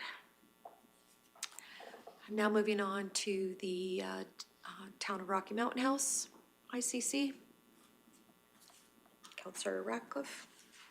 Be interested in serving on that committee? Okay, so it'll be the Reeve and two councillors. So Councillor Ratcliffe has put his name forward, and Councillor Melhoff. Okay. Okay, motion. Okay. Okay. Okay, Councillor Lougheed makes the motion for Councillors Ratcliffe, Melhoff, and Swanson for that. Rocky, all those in favor? That's carried. Moving on to the County of Wetaskiwin. I will put my name forward for that one. Anyone else? I believe it was Councillor Graham. Yep, would you like to, Miss? Yeah, I would put my Okay. name forward for that. Okay. Councillor Gibson? Okay. Councillor Melhoff makes the motion. All those in favor? And that's carried. Thank you. Then we have Yellowhead. Councillor Ratcliffe. Yep. Yes, I would serve on that committee. Okay. I know it's part of my area as well, but if someone else wants to. The north touches many counties, unfortunately, so anyways. What's it like to be so popular? Yeah, well, some days. Okay, I'll put my name forward for Yellowhead. All right. I'll make that motion. Okay, Councillor Cermak makes the motion. All those in favor? And that motion's carried. Thank you. Moving on to library boards. 7.3.3, please. Thank you. So established by the Libraries Act and bylaws of the applicable municipality and regional agreements, these boards manage and provide municipal library services. Caroline Municipal Library Board. The Caroline Library Board remains in place and will continue to operate status quo. As per Municipal Affairs Public Library Services Library Network Advisor, the process to transition the village board to a county board is straightforward and uncomplicated. Administration intends to present a bylaw to establish the board under the new municipality for adoption later in January or February, at which time councillors and the board's current members at large will be appointed. So the Rocky Mountain House Public Library Board meetings are scheduled on the third Wednesday of each month, and the Parkland Regional Library Board meetings are scheduled in February, May, September, and November. The staff recommendation, the council appoints Councillor 1 to the Rocky Mountain House Municipal Library Board for a term effective January 7th to October 20th. And the second motion, that council appoints Councillor 1 and 2 as alternate to the Parkland Regional Library Board for a term effective January 7th and again to October 20th, 2025. Thank you. Just for clarification, as you've mentioned, that the library, Caroline Library Board is status quo. So the current appointees on that would be Councillor Gibson and Councillor Northcott, correct? Okay, just confirming. Thank you. So floor is open for the Rocky Library Board. If a member would like to, Councillor Gibson. Say they meet Wednesdays, at what time Wednesdays? It's during the day or evening? Typically they're evening. Okay. I will put my name forward for that. You will put your name forward? Okay, thank you. I would make that motion. Okay. All right. Deputy Reeve Melhoff makes that, or sorry, Councillor Melhoff makes that motion. All those in favor? Yep. Carried. Parkland Library. So we need one appointee and one alternate for Parkland Library. And Councillor, okay, Councillor Northcott? Right, I would show interest to sit, I currently do sit on the Parkland Library Board, and I would show interest to continue to sit there. As the appointee? Okay. Okay. Looking for an alternate, Councillor Gibson? I would consider being the alternate for that position, please. Councillor Gibson as the alternate. No other lights. Looking for a motion. Council. So move. Okay, Councillor Lougheed makes that motion to appoint Councillor Northcott as the appointee and Councillor Gibson as the alternate. All those in favor? That's carried. Moving then along to the recreation boards. Thank you, Reeve Swanson. So to try and expedite for council, if I may, the background's provided. I'll get into staff recommendations if council's comfortable with that. Yes. Okay. And my voice thanks you. Staff recommendation that council appoints Councillor 1 and 2 as alternate for the Caroline District Recreation and Agricultural Society for a term effective January 7th to October 20th. Next motion, that council appoints Councillor 1 and Councillor 2 as alternate to the David Thompson Rec Board from January 7th to October 20th. The council appoints Councillors 1 and 2 to the North Saskatchewan Recreation Board effective January 7th to October 20th. And finally, the council appoints Councillors 1 and 2 to the Raven Rec Board for the term same January 7th to October 20th. Okay, thank you. Looking for expressions of interest for the Caroline Ag and Rec Board. Councillor Cermak? Yes, I would put my name forward. Okay, Councillor Cermak. Anyone else as the alternate? Councillor Northcott? Well, I actually just have a comment. Generally, there's conflicting schedules with the Caroline Ag Society and the Caroline Library Board meetings. They're usually often on the same night, so I won't be showing interest because they have a conflicting schedule. Okay. Anyone else would like to be the alternate? Okay, Councillor Melhoff will put her name forward for the alternate. Looking for a motion to appoint Councillor Lougheed. Thank you. So call the question. All those in favor? And that's carried. David Thompson Rec Board. Councillor Lougheed. Thank you. And again, we need an alternate for the DT board. I will put my name forward as the alternate, knowing I will not have to worry about that. Looking for a motion to appoint Councillor Lougheed. Councillor Ratcliffe. Okay, thank you. All those in favor? And that's carried. North Saskatchewan Rec Board, need 2 councillors, please. Councillor Ratcliffe. Would serve on that board. Okay. Anyone else wants to put their name forward for that? Councillor Melhoff. I would put my name forward for the North Saskatchewan Rec Board. Thank you. No other interest? We're looking for a motion to appoint. Okay, Councillor Cermak makes that motion. All those in favor? And that's carried. The Raven Rec Board. Councillor Northcott? I'll show interest on the Raven Rec Board, please. Okay. Councillor Cermak? As well. If there's no other expressions of interest, looking for a motion, Councillor Gibson? Thank you. Councillor Gibson makes the motion. All those in favor? And that's carried. Moving on then to the Rocky Senior Housing Council.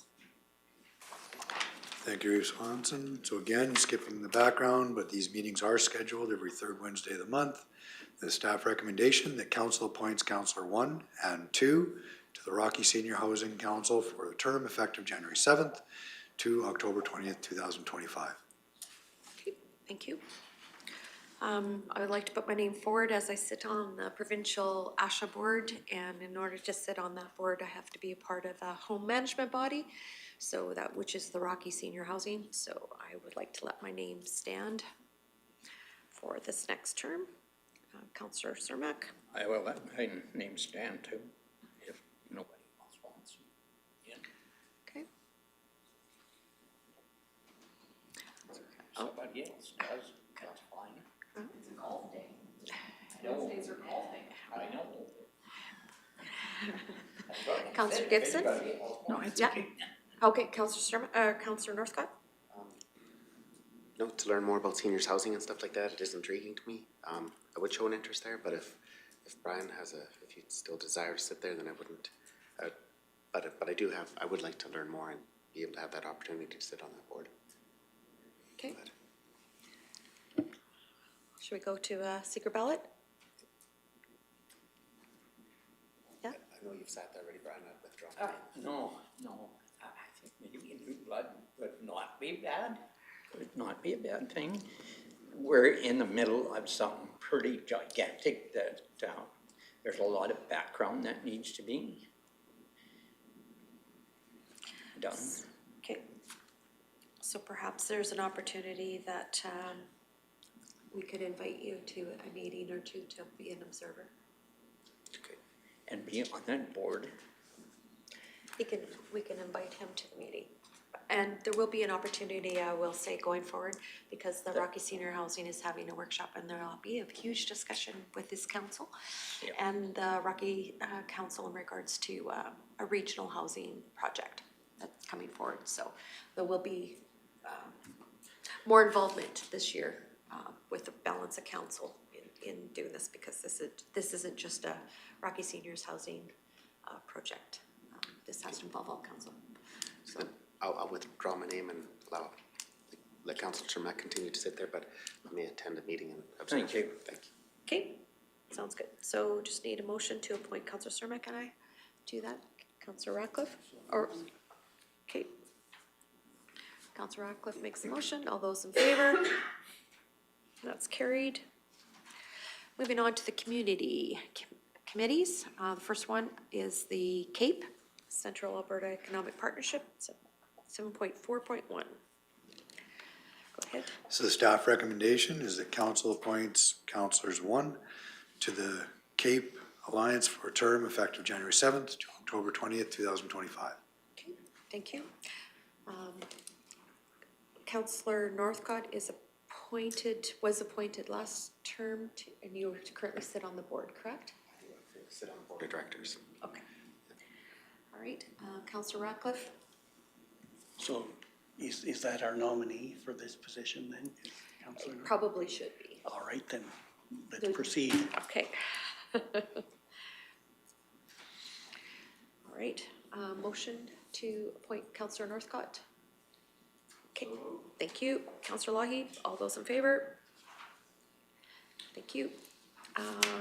Clearwater Regional Family and Community Support Services Committee, FCSS. Go ahead. Thank you. So the staff recommendation that council appoints Councillors 1 and 2 to the Clearwater Regional Family and Community Support Services Board for a term effective January 7th to October 20th, 2025. Okay, thank you. Councillor Northcott? I've really actually enjoyed the time that I've had the ability to sit on that board with FCSS. I'm just starting to get my a better understanding what that organization does and the impacts that it can have on the community and so many other organizations. I would like to definitely show interest here and continue to sit on that board if possible. Okay, thank you. Councillor Ratcliffe? Yes, I would also express interest in being on FCSS. We have a project starting this year where we're going to be looking for ways to get more funding to the front lines, and I would like to see that through. Okay, thank you. Question over to administration. Councillor Gibson was appointed to the village, and because FCSS is a ministerial order, and we had mentioned at the beginning that these committees stay on, would Councillor Gibson still be sitting on the FCSS board? Because the ministerial order typically hasn't changed. I believe that is discussed in The report?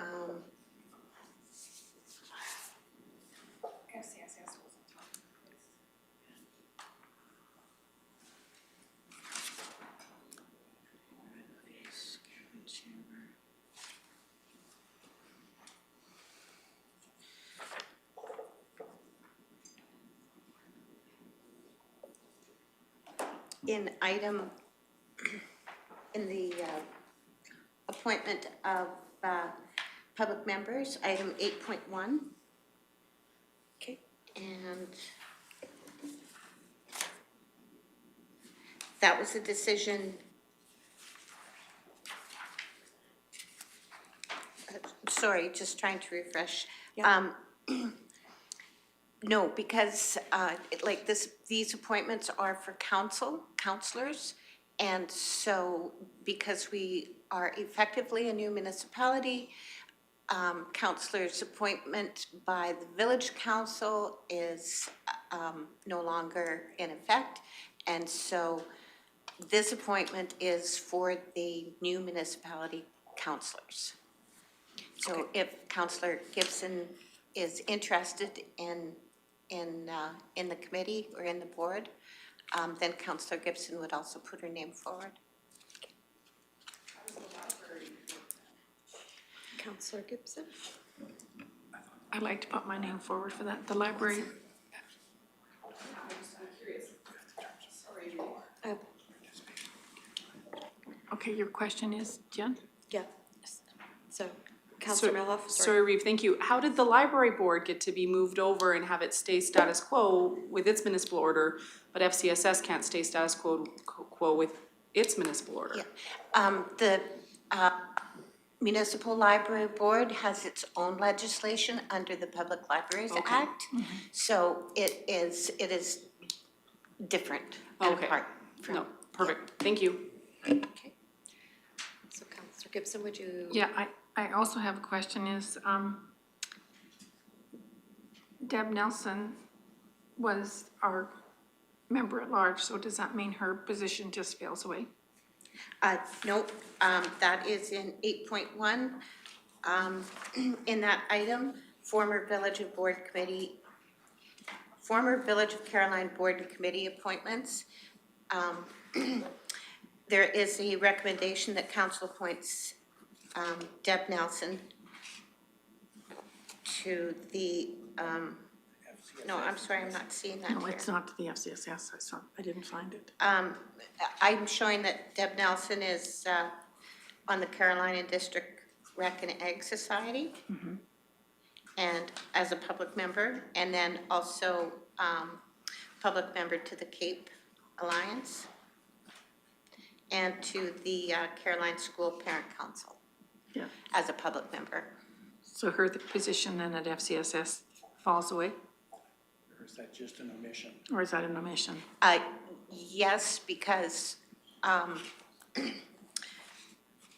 this FCSS, under the new municipality, it's for Clearwater County councillors. And then her position, her previous, yeah, that's, She was yeah. member at large then. I'm not showing her as a member at large on the FCSS. She would have been on appointment as a Caroline. No, she was a councillor. Because she was originally appointed as a councillor of Caroline. And now that there is no Caroline Council, this is an appointment for Clearwater County Council. She was appointed actually as a member at large because we had no one to fill the position. So in order to keep quorum and everything else, we kept it that way. So she was actually a member at large. Yeah. According to the records that I received, I'm only showing her being a, Okay. as Kate, Ag Society. the and- Egg Society, and the school parent. So I could definitely look into that, and if it's been missed, I can bring it back to council at the next regular meeting. Yeah, and she's on the library board now as a member at large for, so, I had a question and it's disappeared. Okay, thank you. So does, oh, I know what the question is. So she was appointed as a member of large at the last meeting when the member fell away. Yeah. Okay. Yeah. So she should be able. Okay. Councillor Gibson? Not sure where it we're falls in. If Deb isn't on FCSS, that means there's an opening for a member at large. But how does the structure then change? Because there was myself and a member at large for Caroline. And then there was Jordan and Mr. Ratcliffe Neal for the county. And then they had 2 members at large, I think, for, One from the county, one from the town. okay, one from the county, one from the town, Yeah. okay. Any village councillors that were appointed to a board and committee, they would, during the transition in the interim, they would be appointed as members at large. Okay. However, like I said, my records are not showing any councillor appointments to FCSS from the village. But I will look into that, and if at the next regular meeting, I can bring that back to council for appointments. Okay, because we have a meeting tomorrow. Okay. So, yeah, I'm just, I don't, should I call her and say, guess what, Deb, you're put on the sidelines until, If council wishes to make that appointment today, it's in it's their prerogative. I can't confirm she was appointed as a member at large Okay. by our council. she was. All right, so just looking at, for the essence of time, is this something that we could just clarify over a break or postpone to, or table this item till a little later and come back? Or should we just appoint the councillors today as of the interim Clearwater County Council to the FCSS board, and then, like you mentioned, come back at a different meeting? Well, if council would like to appoint 2 councillors to the FCC at this time, Okay. I should be able to have that information and confirm that information by the time item 8.1 comes forward. Okay, perfect, thank you. All right, so I have Councillor Ratcliffe and Councillor Northcott that have expressed interest, and Councillor Gibson. So would that be a secret ballot at this point in time, or are we going to, we have 3 names forward, so, okay. And 8.1 is the public member's appointment to the board, so anyway. If 3 names are coming forward, then 2 names would need to be checked off on the Right. ballot. Okay, all right, so secret ballot for the 3 names.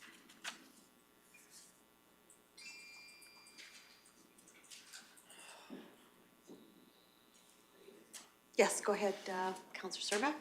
Yeah, something's sticking in my craw here. I don't like it that we're not honoring what the Council of Caroline had designated. And if you can get that information, I'm okay with that. Yep. Because I thought that Bart was put on that board a long time ago. And in that last council meeting they had, that she would be staying on this board. Okay, yeah, I can, And I really want to honor that, because that's a pretty big chunk of our county down there. And I don't want to get off on the wrong foot. right. She can't be a member at large and a councillor, so that's what she's moving forward now.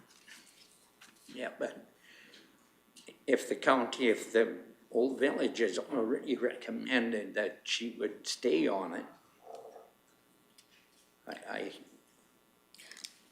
So for hate us dictating to them. right, so this is a council Yep. appointment, and then in 8.1, we will be able to appoint, yes, so we're voting for the council appointments. I understand where you're coming from, I'm just for clarity. Yeah, because if she is appointed already, then one of the two would have to back down. Or we're putting one of them Yep. forward. Okay, just as long as we don't make a whole bunch of hard feelings over one committee. I don't see that gaining us anything. Okay, for sure. Okay, thank you. So we will still vote. So the names that are put forward are Councillor Northcott, Councillor Ratcliffe, and Councillor Gibson. So pick two.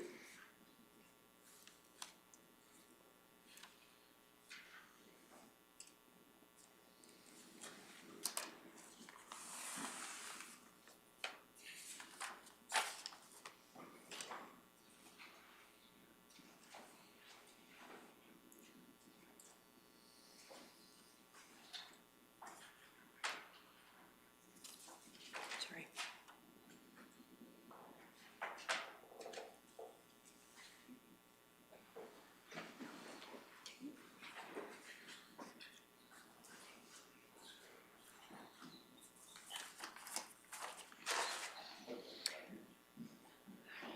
How are we doing? Any break? Okay.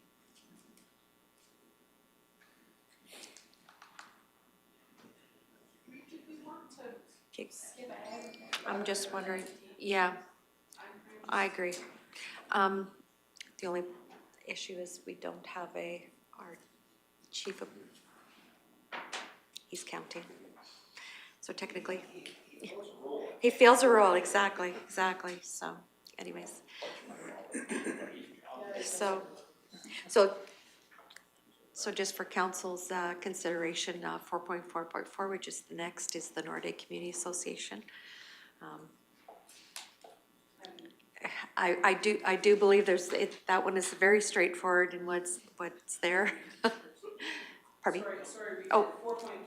Sorry, we needed, sorry, that's right, sorry, it's the community futures. I was looking at my computer is actually going slower, it shouldn't be. Community futures, yes. And I believe the councillor.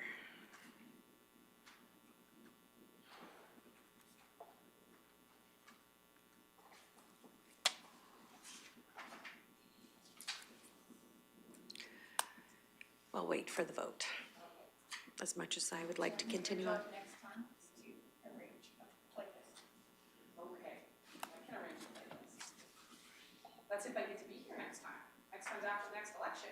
Well, put it this way, you should have one Have one ready. on standby just for these over here. Oh, okay. Daryl sings and plays instruments. Okay. For me, not for you. I can bring Bill and he used to play accordion. There you go. I'm gonna be learning the bagpipes. I don't know if you guys wanna hear that happen. Oh, you have to do it out, As I'm learning. Jen, do it outside.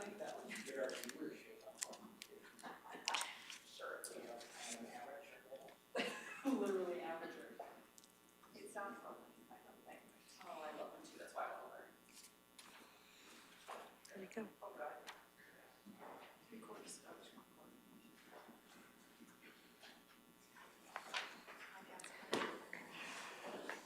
All right, CEO Emmons, the results from the secret ballot, please, for FCSS.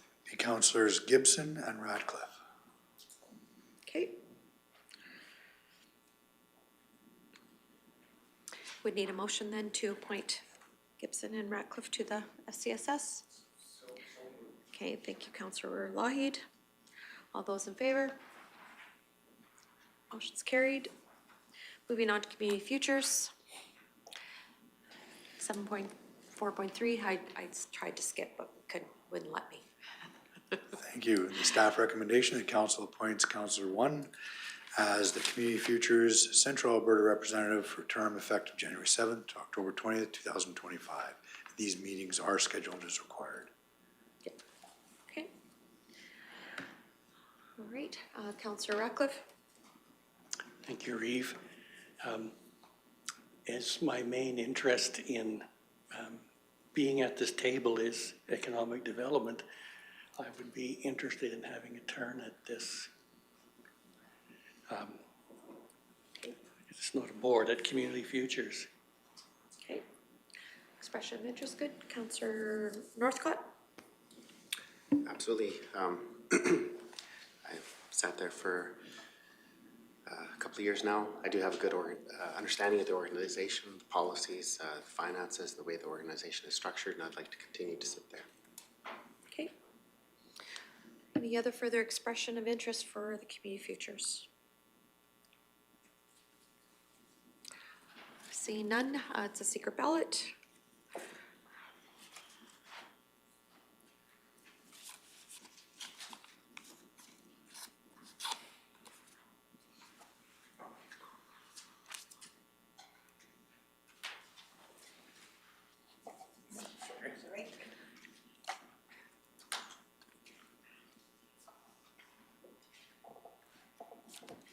Okay.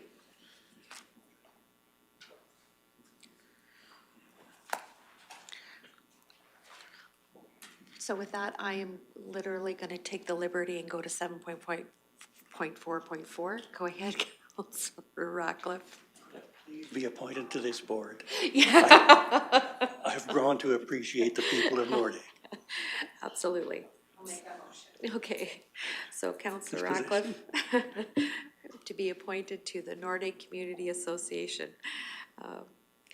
And Councillor Milhoff makes the motion. Any other? Call the question, all those in favor? And that's carried, thank you. Okay, the next one is 7.4.5 is the RCMP advisory committees, and there's 3 committees. And although I'd like to continue on, well, they're coming back, so I can see them. Well, we'll wait for the community futures outcome and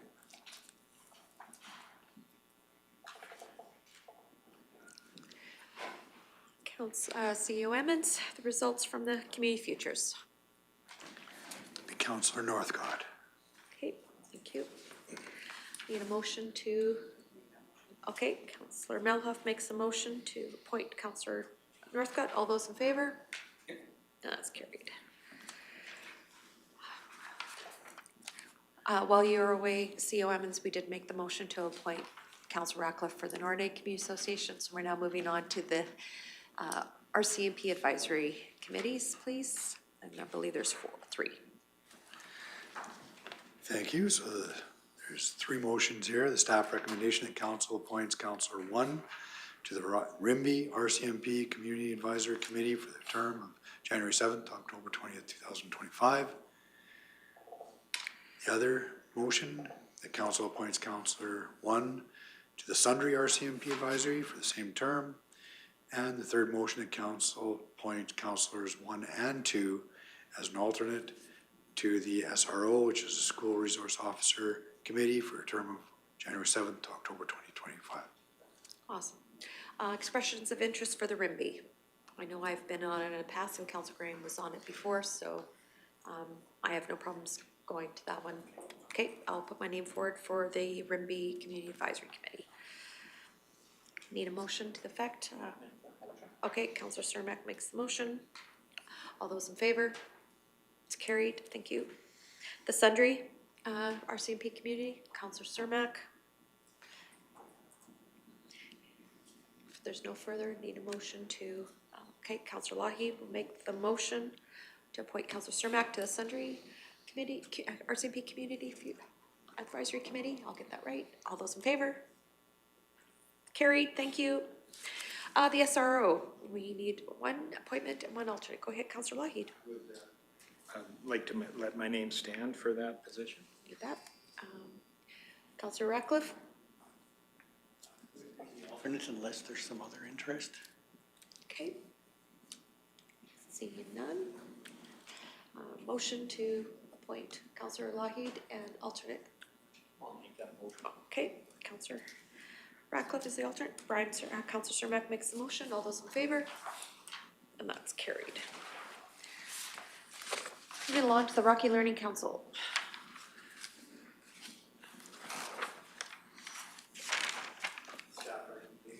Council appoints councillors 1 to the Rocky Community Learning Council Board of Directors for a term effective January 7th to October 20th, 2025. Okay, thank you. Go ahead, Councillor Lougheed. Oh, Actually, it's a phantom light. okay, Councillor Ratcliffe. Phantom light? Also a phantom light. Okay, I know that Councillor Graham was on there before, and they do have a meeting on Thursday at 1, just to let everybody know. Go ahead, Councillor Melhoff. I would express some interest in learning more about how this particular board serves our community and help them do it. Okay, thank you. Unless Councillor Gibson wants. No, I just wanted one. Okay. So Councillor Melhoff has put her name forward. Councillor Cermak, I'll make that motion. thank you for making the motion to appoint Councillor Melhoff to the Rocky Community Learning Center. Just by the way, Thursday, 1 o'clock is their next meeting. Where? At the Rocky Learning Center. Okay. I'll call the question. All those in favor?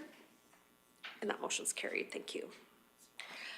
Then moving on to the 7.4.7, the Rocky Mountain House Clearwater County Health Professionals Engagement Team, please.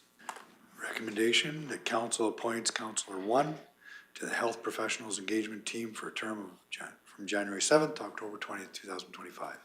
Thank you. Okay.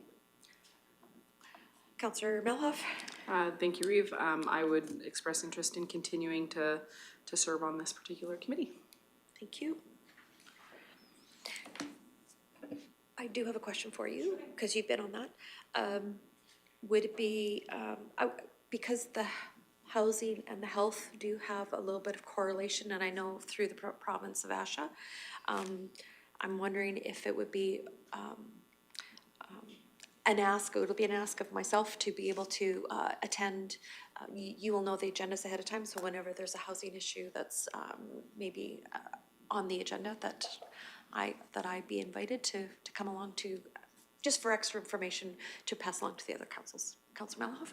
For sure, absolutely. Housing is actually one of our agenda items almost always, because finding housing for incoming health professionals is always a topic. In fact, one of the ways that communities are helping to house this is by utilizing the empty space within their seniors facilities. It's something I brought up a few years ago, sitting at this table.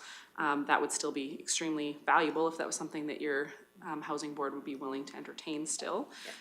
So I definitely think that there would be value in doing that. We're meeting tomorrow at 6:30 if you aren't, Nothing if you're like interested. dropping it in. I would be, so, anyways, tomorrow at 6:30, okay, all right. I asked, I shall receive, okay, all right. All right, so I need a motion to appoint Councillor Melhoff to the Health Engagement. Okay, Councillor Ratcliffe, all those in favor? And that's carried, thank you. Moving then along to the Rocky Mountain House Museums Operations Board. Go ahead.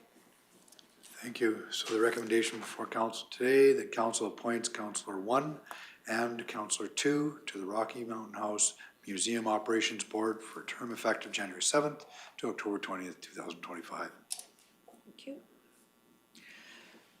I know I've said on this board before, it's really one meeting a year, and it's just in regards to the operations. We sit as with the Town of Rocky Mountain House and the Museum Board, so it's not a lot of time consuming, but it does talk about what is happening at the museum in town. So is anyone, I'm willing to step back if anybody else would like to put their name forward for something like that. Councillor Gibson? I would like to put my name forward for this, please. Thank you. Any others? Not looking for a motion, someone to make a motion. Okay, Councillor Melhoff makes the motion to appoint Councillor Gibson. Oh, and one more, sorry. I can, or I can let someone else, if there's someone else that's of interest. You're on committee? Okay, I'll put my name forward then, sorry. I'll put my name forward if there's no other interest. Okay. Okay, thank you, Councillor Melhoff, to appoint Councillor Gibson and myself. All those in favor? And that's carried. Now moving on to industry, to the Spirit. Go ahead. The recommendation that council appoints councillors 1 and councillor 2 as alternate to the Sundry Forest Products Public Involvement Roundtable for a term effective January 7th to October 20th, 2025. Okay. Expressions of interest on this one, Councillor Cermak? I have put my name forward for the alternate on this, unless somebody else would like to. Alternate. Okay, Councillor Northcott? Currently, in the past, I've sat as the primary member on that board, and I would show interest to continue to sit as that position as well. Okay. So Councillor Cermak as alternate and Councillor Northcott as the appoint. Any other interests? Not looking for a motion to appoint. Okay, Councillor Gibson makes the motion to appoint Cermak and Northcott. Call the question. All those in favor? And that's carried. Moving on to the SPOG Board Directors. Go ahead. The recommendation that council appoints councillor 1 and councillor 2 as alternate to the Sundry Petroleum Operators Group Board or SPOG of Directors for a term of January 7th to October 20th. Second motion, the council appoints either a councillor or staff to Sundry Petroleum Operators Group Community Affairs Committee for a term of January 7th also to October 20th, 2025. Okay, thank you. Expressions of interest. Councillor Northcott? I have said on SPOG in the past, the meetings have been very intermittent. I would continue to show interest, continue to stay there unless somebody else wanted to, but there haven't been a lot of meetings. Okay. But I would continue to sit there if somebody else, unless there was other councillors that wanted to sit there. Okay. Councillor Cermak? I would sit as an alternate because I believe that Jordan Northcott is the secretary of that treasurer on that committee. Okay. All right. Any other further expression of interest? So Councillor Cermak is alternate, Councillor Northcott is the appointed. Motion to that effect. Okay, Councillor Gibson makes that motion. All those in favor? That motion's carried. We have a second motion to appoint councillor staff to the SPOG Community Affairs Committee. Is that where you sit as treasurer too? Or on the first one, sorry, Board of the Directors? Just the board of directors. Just director, okay. Okay. So we have a community at that point in time. Have we appointed councillor in the past, like for the last term, or did we have a staff member? In the past, it's the Economic Development Officer that has been appointed if a councillor is not appointed. Okay. So we could appoint, do we just say the economic developer? Economic Development Okay. Officer, yeah. Is that what, will of this council to appoint the economic developer? Go ahead, Ms. Gibson. Motion that we appoint the, Economic developer. Economic Development Officer Okay, thank you. for this position. Thank you. All those in favor? The motion's carried, I think.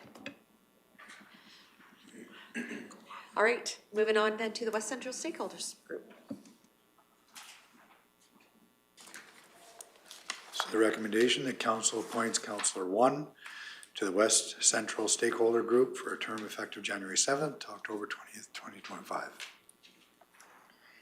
Typically, this group meets around 3 o'clock, 3:30 on the first Thursday of every month. It's community groups and oil. Is it Thursday? Tuesday. Oh, they changed. Did they change? They might have changed. I haven't been on it for a long time. I'm on that board Anyways. right now. No meeting is scheduled. Yeah. Yep, might not have one. If Anyways. somebody else has got interest in it, it's a really interesting committee to be on. Is there any other interest to go to the West Central Stakeholders? No. Do you want? If you want to, Jordan, you go right ahead. It's a really interesting board to be on. I did sit on one time and I did enjoy it, and I would sit there again. Yeah. Sit there from being on the ag board as well. Okay, Yeah. okay, Yep. thanks. Okay. Okay, so looking for expressions there, Councillor Cermak? If Jordan would like to do it, I'll let him. If not, I will take it. Okay, Apparently I can sit there if I'm on the Ag Service Board, so apparently I Yeah. can attend, so Okay, okay, so Councillor Cermak is appointed? sure. Okay, motion to that effect?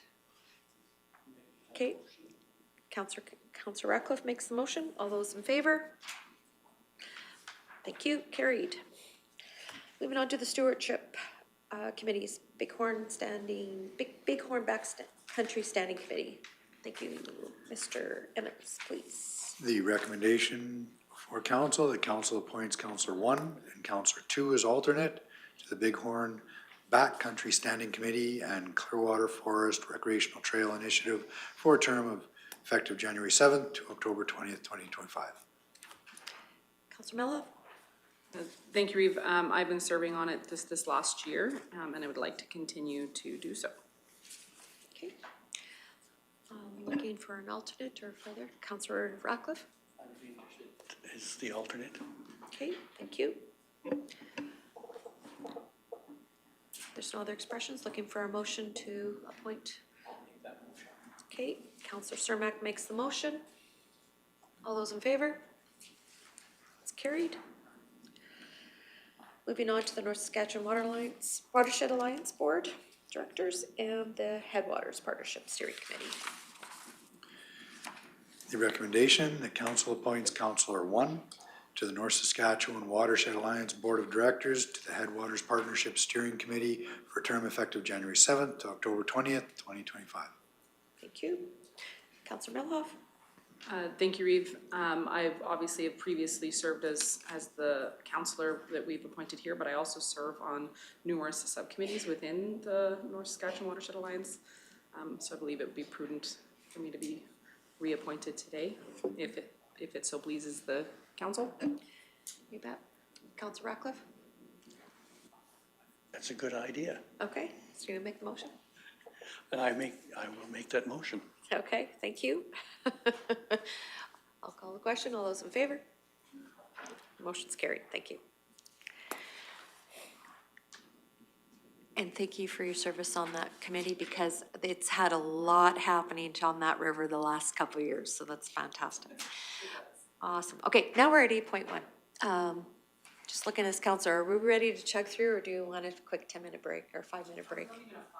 Okay, we're gonna do a 5-minute break before we get into public members. 5 minutes, please.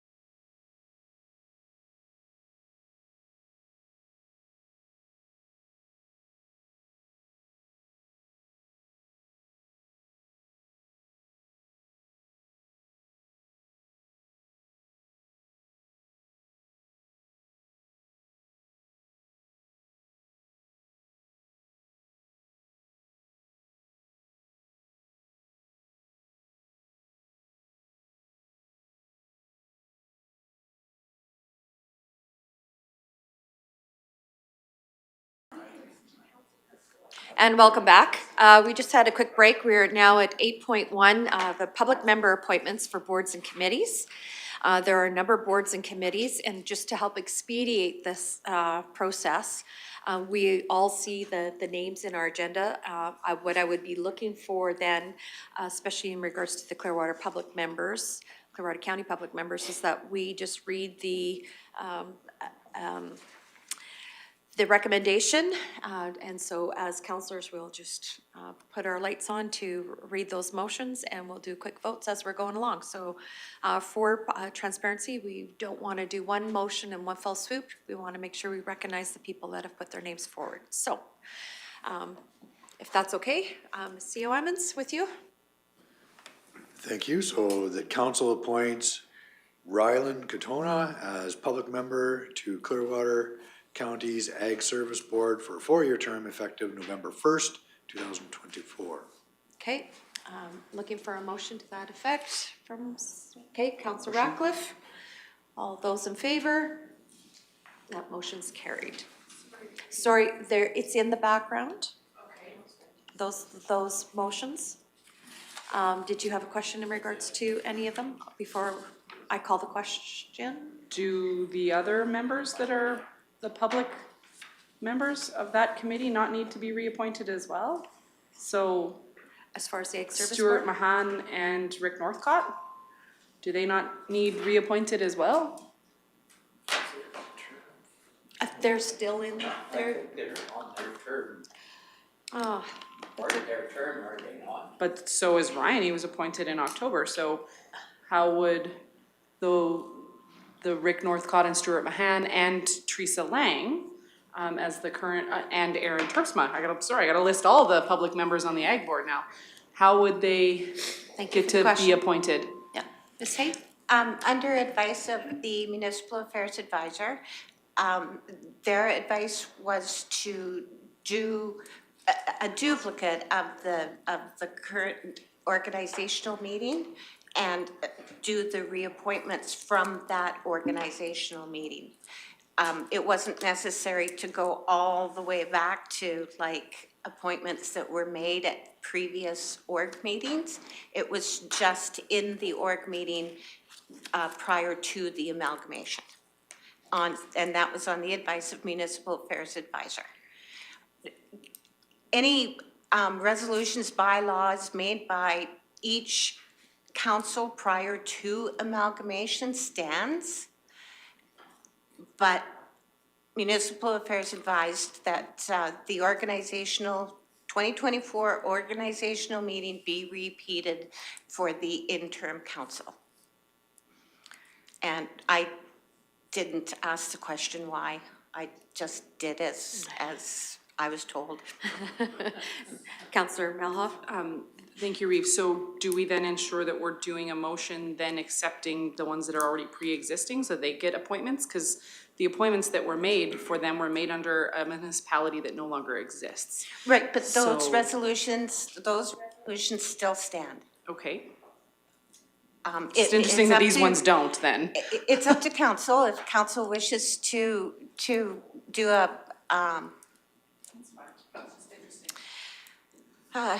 blanket resolution, I guess. I'm not sure, or I could make inquiries with Municipal Affairs to just confirm what the next step or what steps should be taken. And perhaps maybe it comes back at the next council meeting, January 14th, whatever council wishes. Yeah. I want to make sure their appointments aren't lost. Yeah, so whatever direction council would like to give. All right.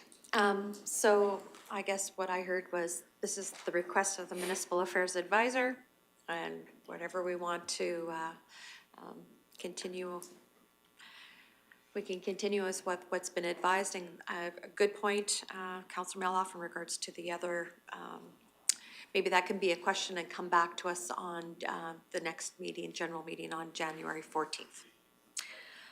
All right. So going back to the Ag Service Board appointment for Ryland Katona, I did make the motion. We did make the motion and we did vote, so we're good there. Okay, just making sure. Then the next council appointment, please, CEO Emmons. The council appoints Stephanie Birch, John Follis, Marie Isaac, Demian, Ashley Pelican, Doug Skeels as standing members, and Colton Northcott as alternate to the Agricultural Appeal Board for a term effective October 22nd, 2024 to October 30th, 2025. Okay. Councillor Northcott. I'm going to recuse myself. My brother sits on there. Okay. Councillor Northcott recuses. Councillor Cermak. Councillor Cermak makes the motion. All those in favor? And that motion's carried.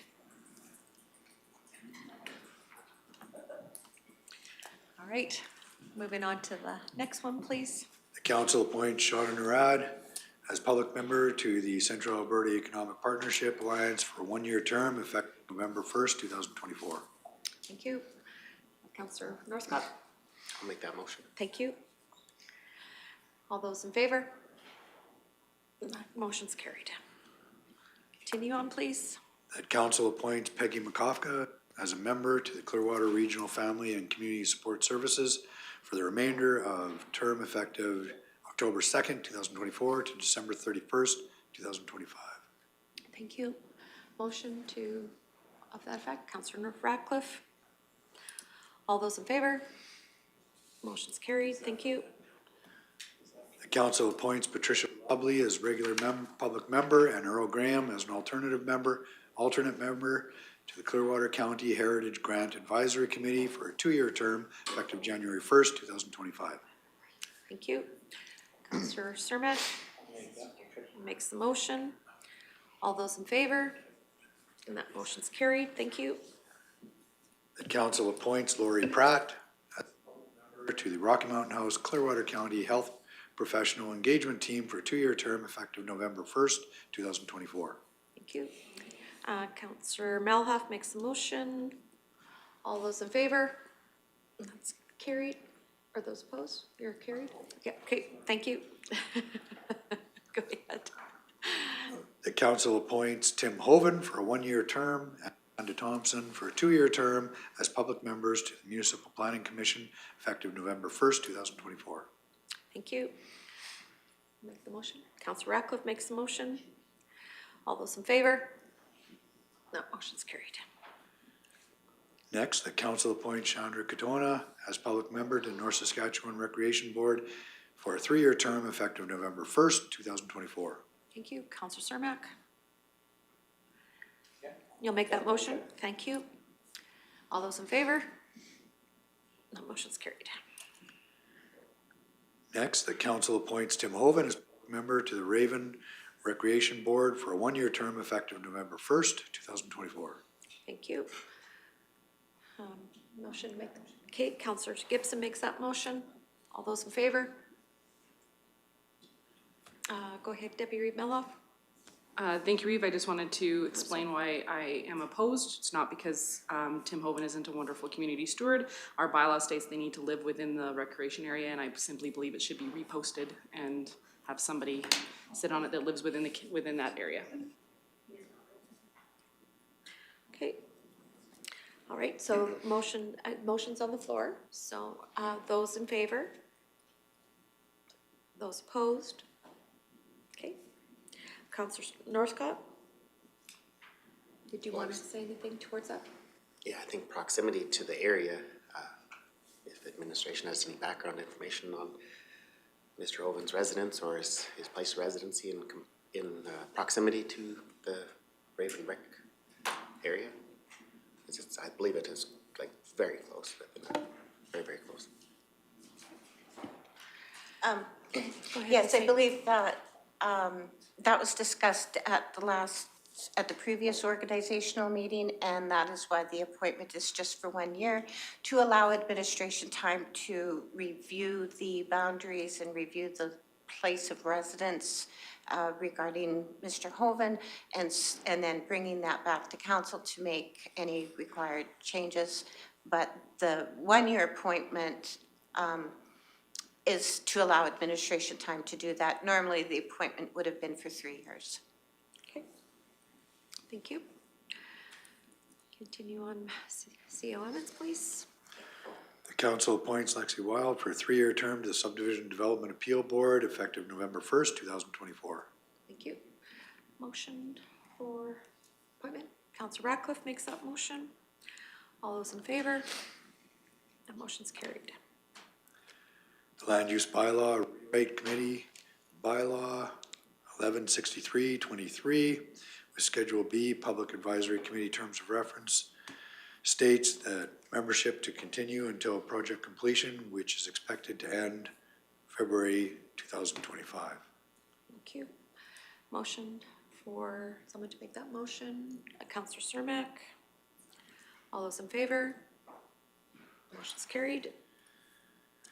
That council appoints Jim Duncan, Robert Hagsma, Jean-Philippe Fortin, Amanda Thompson, Rodney Tomlin, Earl Graham, Shauna Narad, Marianne Cole for a 1-year term to Land Use Bylaw Public Advisory Committee effective November 1st, 2024. Okay. Councillor Gibson makes that motion. All those in favor? Sorry, before I call the question, sorry I missed your late, Councillor Malhoff.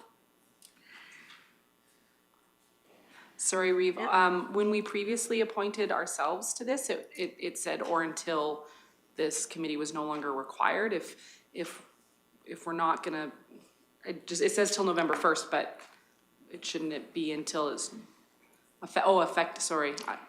I thought it was till November 1st, 2025. That's me reading wrong. That's okay. Sorry. Thanks for checking in. It's all good. All right, so if there's no further questions, call the question. All those in favor? No, motion's carried. Thank you. Last one. The council appoints Peggy McCofka for a 2-year term effective November 1st, 2024 as public member to the Rocky Senior Housing Council. Motion to that effect. Okay, Councillor Cermak makes the motion. All those in favor? That's carried. Thank you. Okay, moving on now to the former Village of Caroline Board and Committees. Next, the recommendation for Rocky Mountain House Municipal Library Board appointment. This position is currently unfilled as the previous applicant is ineligible.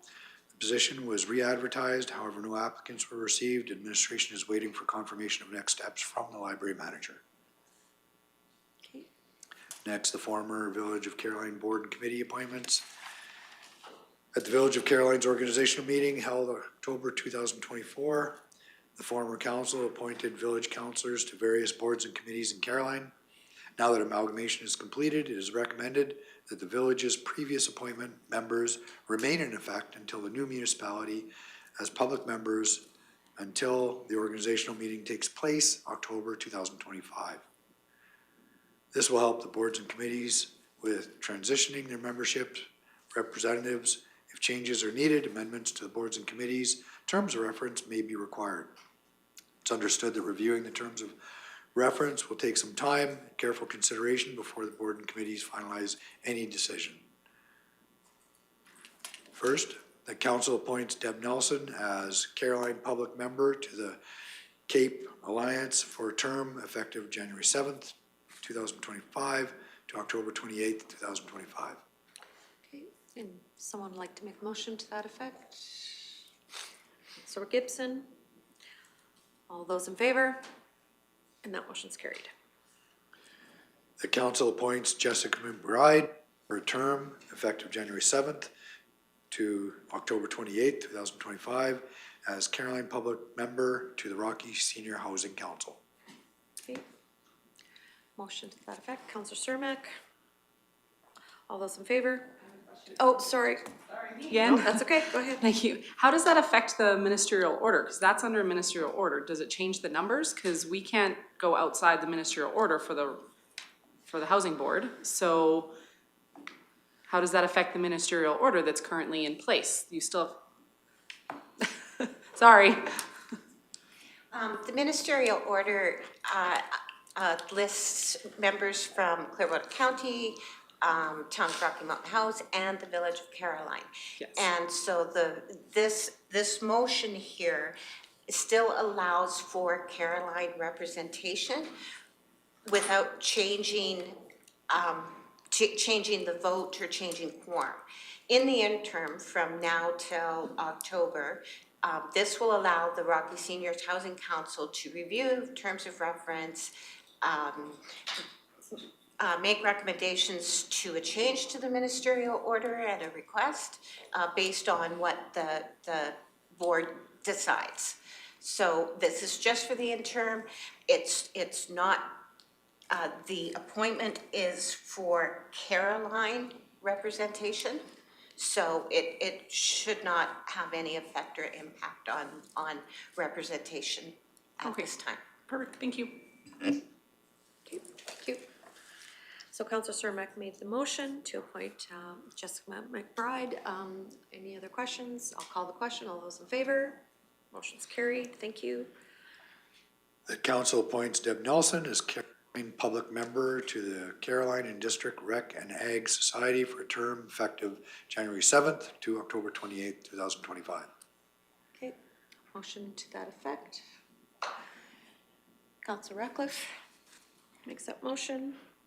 Call the question. All those in favor? That's carried. Council appoints Mary Ann Wold as Caroline Public Member to the Caroline Neighborhood Police Society for a term effective January 7th to October 28th, 2025. Okay, motion to that effect. Councillor Gibson makes that motion. All those in favor? That's carried. Next, the council appoints Mary Ann Wold as Caroline Public Member to the Caroline Chamber of Commerce for a term effective January 7th to October 28th, 2025. Thank you. Motion to that effect. Councillor Cermak. All those in favor? That's carried. And the final, the council appoints Deb Nelson as Caroline Public Member to the Caroline School Parent Council for a term effective January 7th to October 28th, 2025. Thank you. Motion to that effect.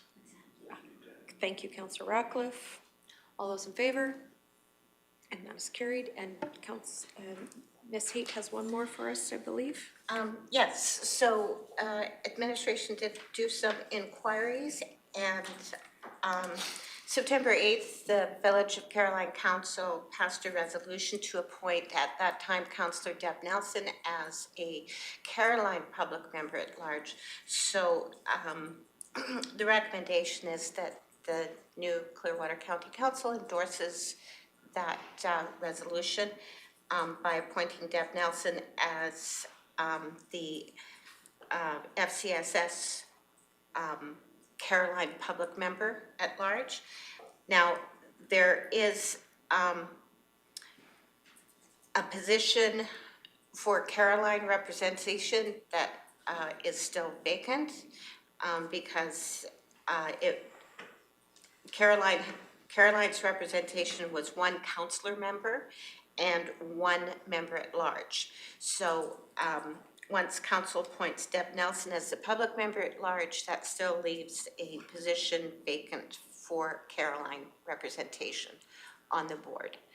And if council would like, there's some options. They can appoint or re-advertise for a public member at large to serve an interim position from January 7th effective to October 28th. Or if council feels that there is a representative that they know of that would be interested, and perhaps maybe Councillor Gibson would like to add some information if there is any. Councillor Gibson? Yes, we have found it slightly difficult to get someone to hold that position. Our meetings are 12 to 2 roughly, and that short time period in the afternoon does cause some issues. So I think advertising would be the best way to go for that. So can I ask, maybe, because when we made the FCSS vote earlier, and we had 3 people expressing their interests, could we have appointed Councillor Radcliffe and Councillor Northcott at the time, and then Councillor Gibson could have been appointed at this point in time? Yes, no, or not? I'm just asking the question. Like, a councillor cannot be appointed at this point in time, because we're actually going for a member at large, correct? Another member at large?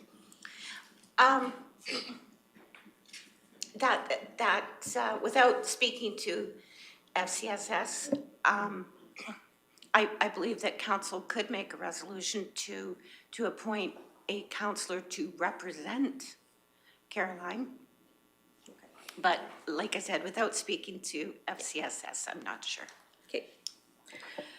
So let's deal with the first public member, and that was Deb Nelson that was appointed at that point in time, and then we'll deal with the second appointment to FCSS if we could.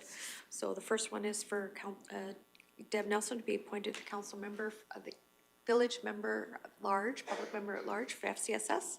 Looking for a motion of that effect. Okay, Councillor Gibson makes the motion. All those in favor? And that's carried. And then we had a second appointment to that. Go ahead, Councillor Radcliffe. Because this is a joint, now the new Clearwater County and the town of Rocky Mountain House, this would give more representation to Caroline than to the town, which I think could be an issue to consider. So we need to, we need to find a way around that. Yeah, the balance of that ministerial order was Rocky had a little bit more representation than the village, correct, on that Well, ministerial order? the terms of reference for FCSS Yes. was that the county had 2 members and a public member, and the town had 1 member and a public member, and Caroline had 1 councillor and a public member.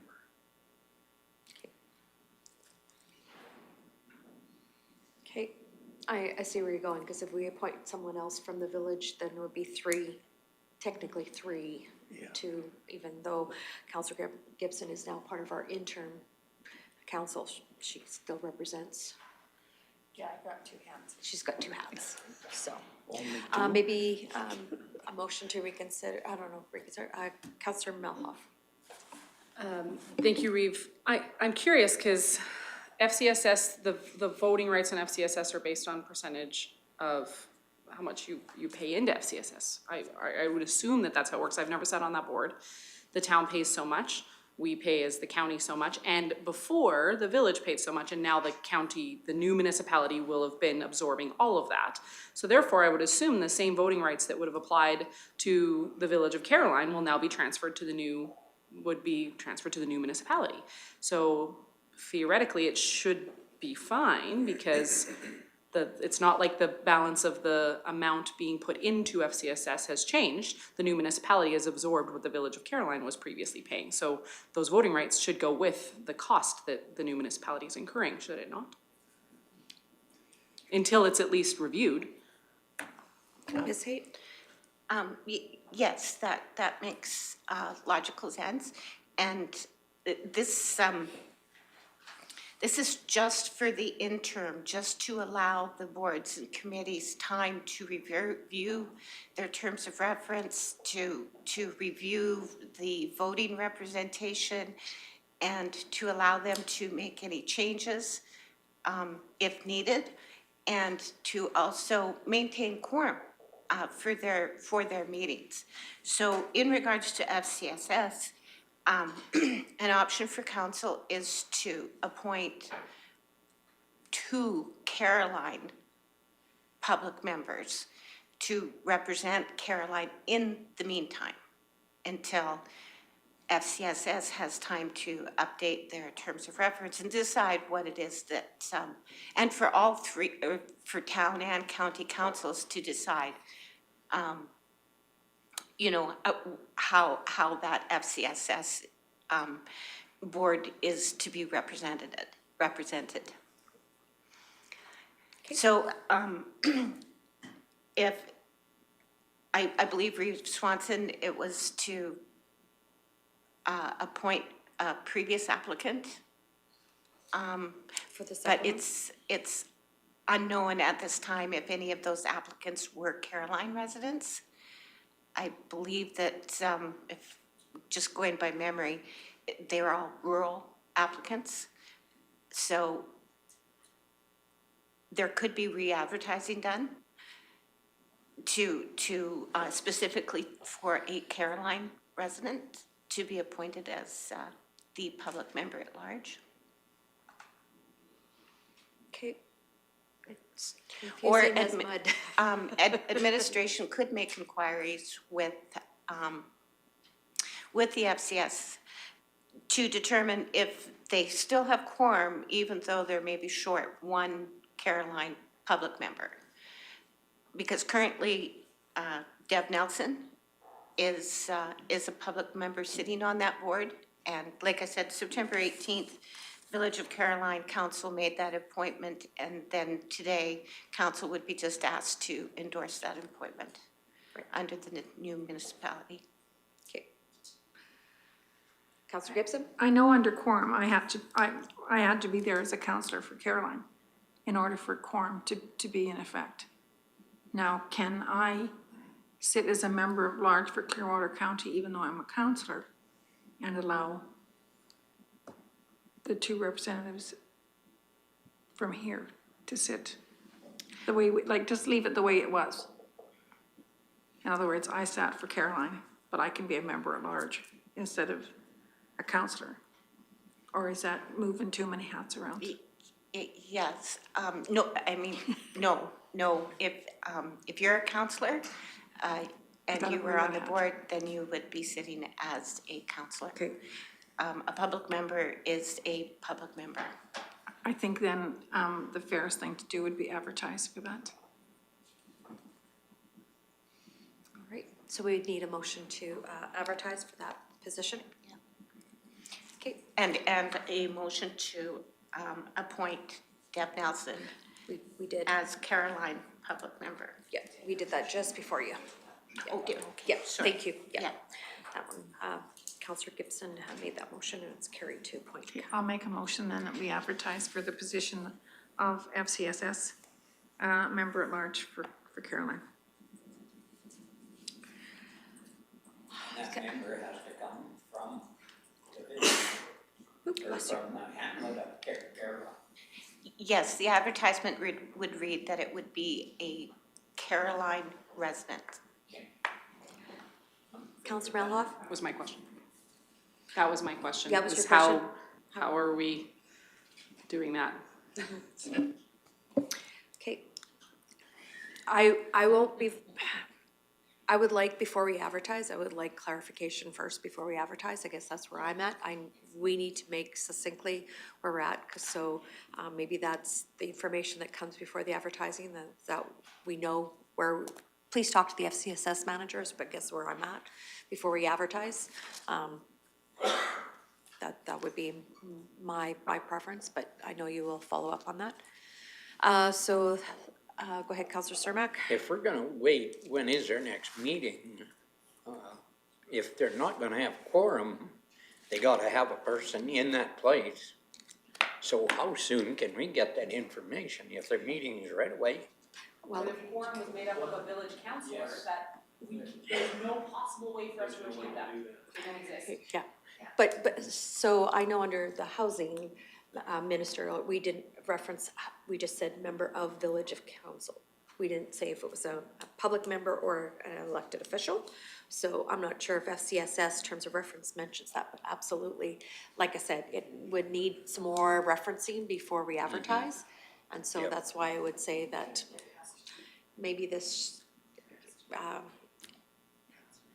maybe a friendly amendment, Councillor Gibson, is to bring back the information of the FCSS after consulting the FCSS manager before we advertise back to this. I would prefer that, maybe talk to the FCSS manager and bring back before you advertise to a regular council meeting, whether it be next week or the 28th, that would be great. You have an opportunity this afternoon too, there's a meeting tomorrow. Yeah. So that's a friendly amendment, so you will accept that friendly amendment? Okay. All right. Any other questions or comments? Okay, I'll call the question. All those in favor? Okay, that's carried. Thank you. Moving on to the other appointments. That's 9.1, Ag and Community Service appointments. CO Emmons. Real. The recommendation that council pursuant to section 8 subsection 1 of the Ag Services Board appointments appoints Matthew Martinson as the agricultural fieldman for a term effective January 7th to October 30th, 2025. Who would like to make that motion? Councillor Lougheed makes that motion. Any other comments, questions? All those in favor? It's carried. Continue. The council pursuant to section 15(1)(a) of the Soil Conservation Act appoints Anna Marie Bertinoli, Bettina Van Nykerk, Brady Coates, Danielle Enns, Curtis Strong, Matthew Martinson, Owen Downey, Ryland Lacey, and Jill Longacre as the Soil Conservation Officers for a term effective January 7th to October 30th, 2025. Thank you. Who would like to make that motion? Okay, Councillor Lougheed makes that motion. I'll call the question. All those in favor? Carried. Thank you. The council pursuant to section 10 subsection 1 of the Ag Pests Act appoints Anna Marie Bertinoli, Bettina Van Nykerk, Brady Coates, Danielle Enns, Curtis Strong, Matthew Martinson, Owen Downing, Ryland Lacey, and Jill Longacre as inspectors for a term effective January 7th to October 30th, 2025. Would like to make that motion. Councillor Ratcliffe. I'll call the question. All those in favor? It's carried. Thank you.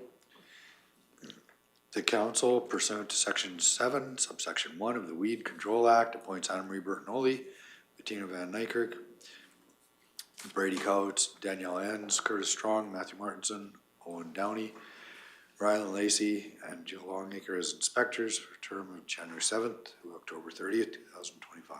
Thank you. Let's make that motion. Councillor Lougheed. All those in favor? Thank you. Carried. And the council appoints Tracy Haight as designated officer and Janet Thompson as alternate designated officer to serve as municipal secretary to the Agricultural Appeal Board for a term effective January 7th to October 30th, 2025. Thank you. Someone to make, Councillor Cermak makes the motion. All those in favor? It's carried. Thank you. Moving on to the appointment of South Central Rural Municipalities is, I believe, the Reeve and or designate and a councillor as alternate. I will still continue to serve. If I could. Interest, Deputy Councillor Melhoff? Thank you. I would be happy to do this. However, I would defer to Deputy Reeve Cermak if he wished to be the councillor that is the alternate on this as the Deputy Reeve. Okay.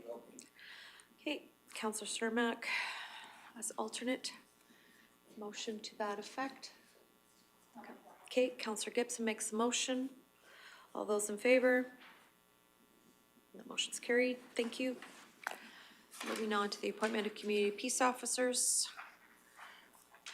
The council appoints community peace officers Jason Lucas, Ron MacGyver, Logan Bear, and Andrew Murray as 2024-2025 Environmental Protection and Enhancement Act inspectors, investigators as bylaw enforcement officers for a term effective January 7th to October 30th, 2025. Thank you. Motion to that effect. Councillor Lougheed makes that motion. All those in favor? And that's carried. Appointment of the Guardians of Fire.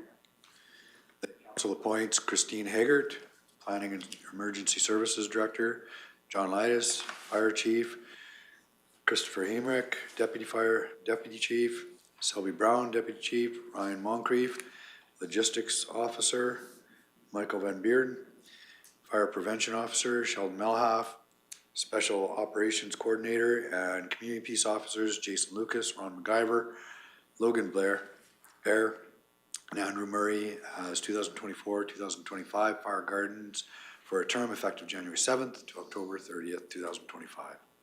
Councillor Melhoff. Thank you, Reeve. I would just like to recuse as my husband is one of the ones listed. Thank you. Those that like to make the motion, Councillor Ratcliffe, make the motion. Okay, I'll call the question. All those in favor? That motion's carried. Thank you.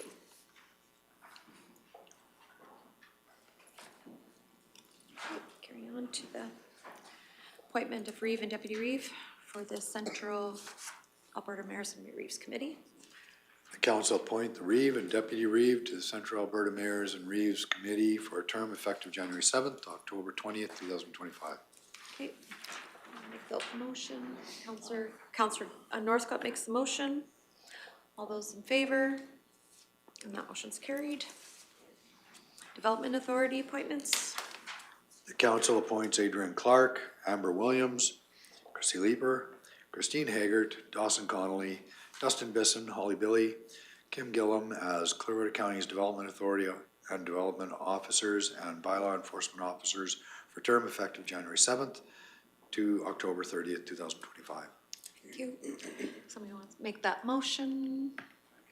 Okay, Councillor Ratcliffe. No, that's good. All those in favor? And that's carried. Thank you. And now we get into the Mountain View County, Local, and Regional and Municipal Airports Working Group.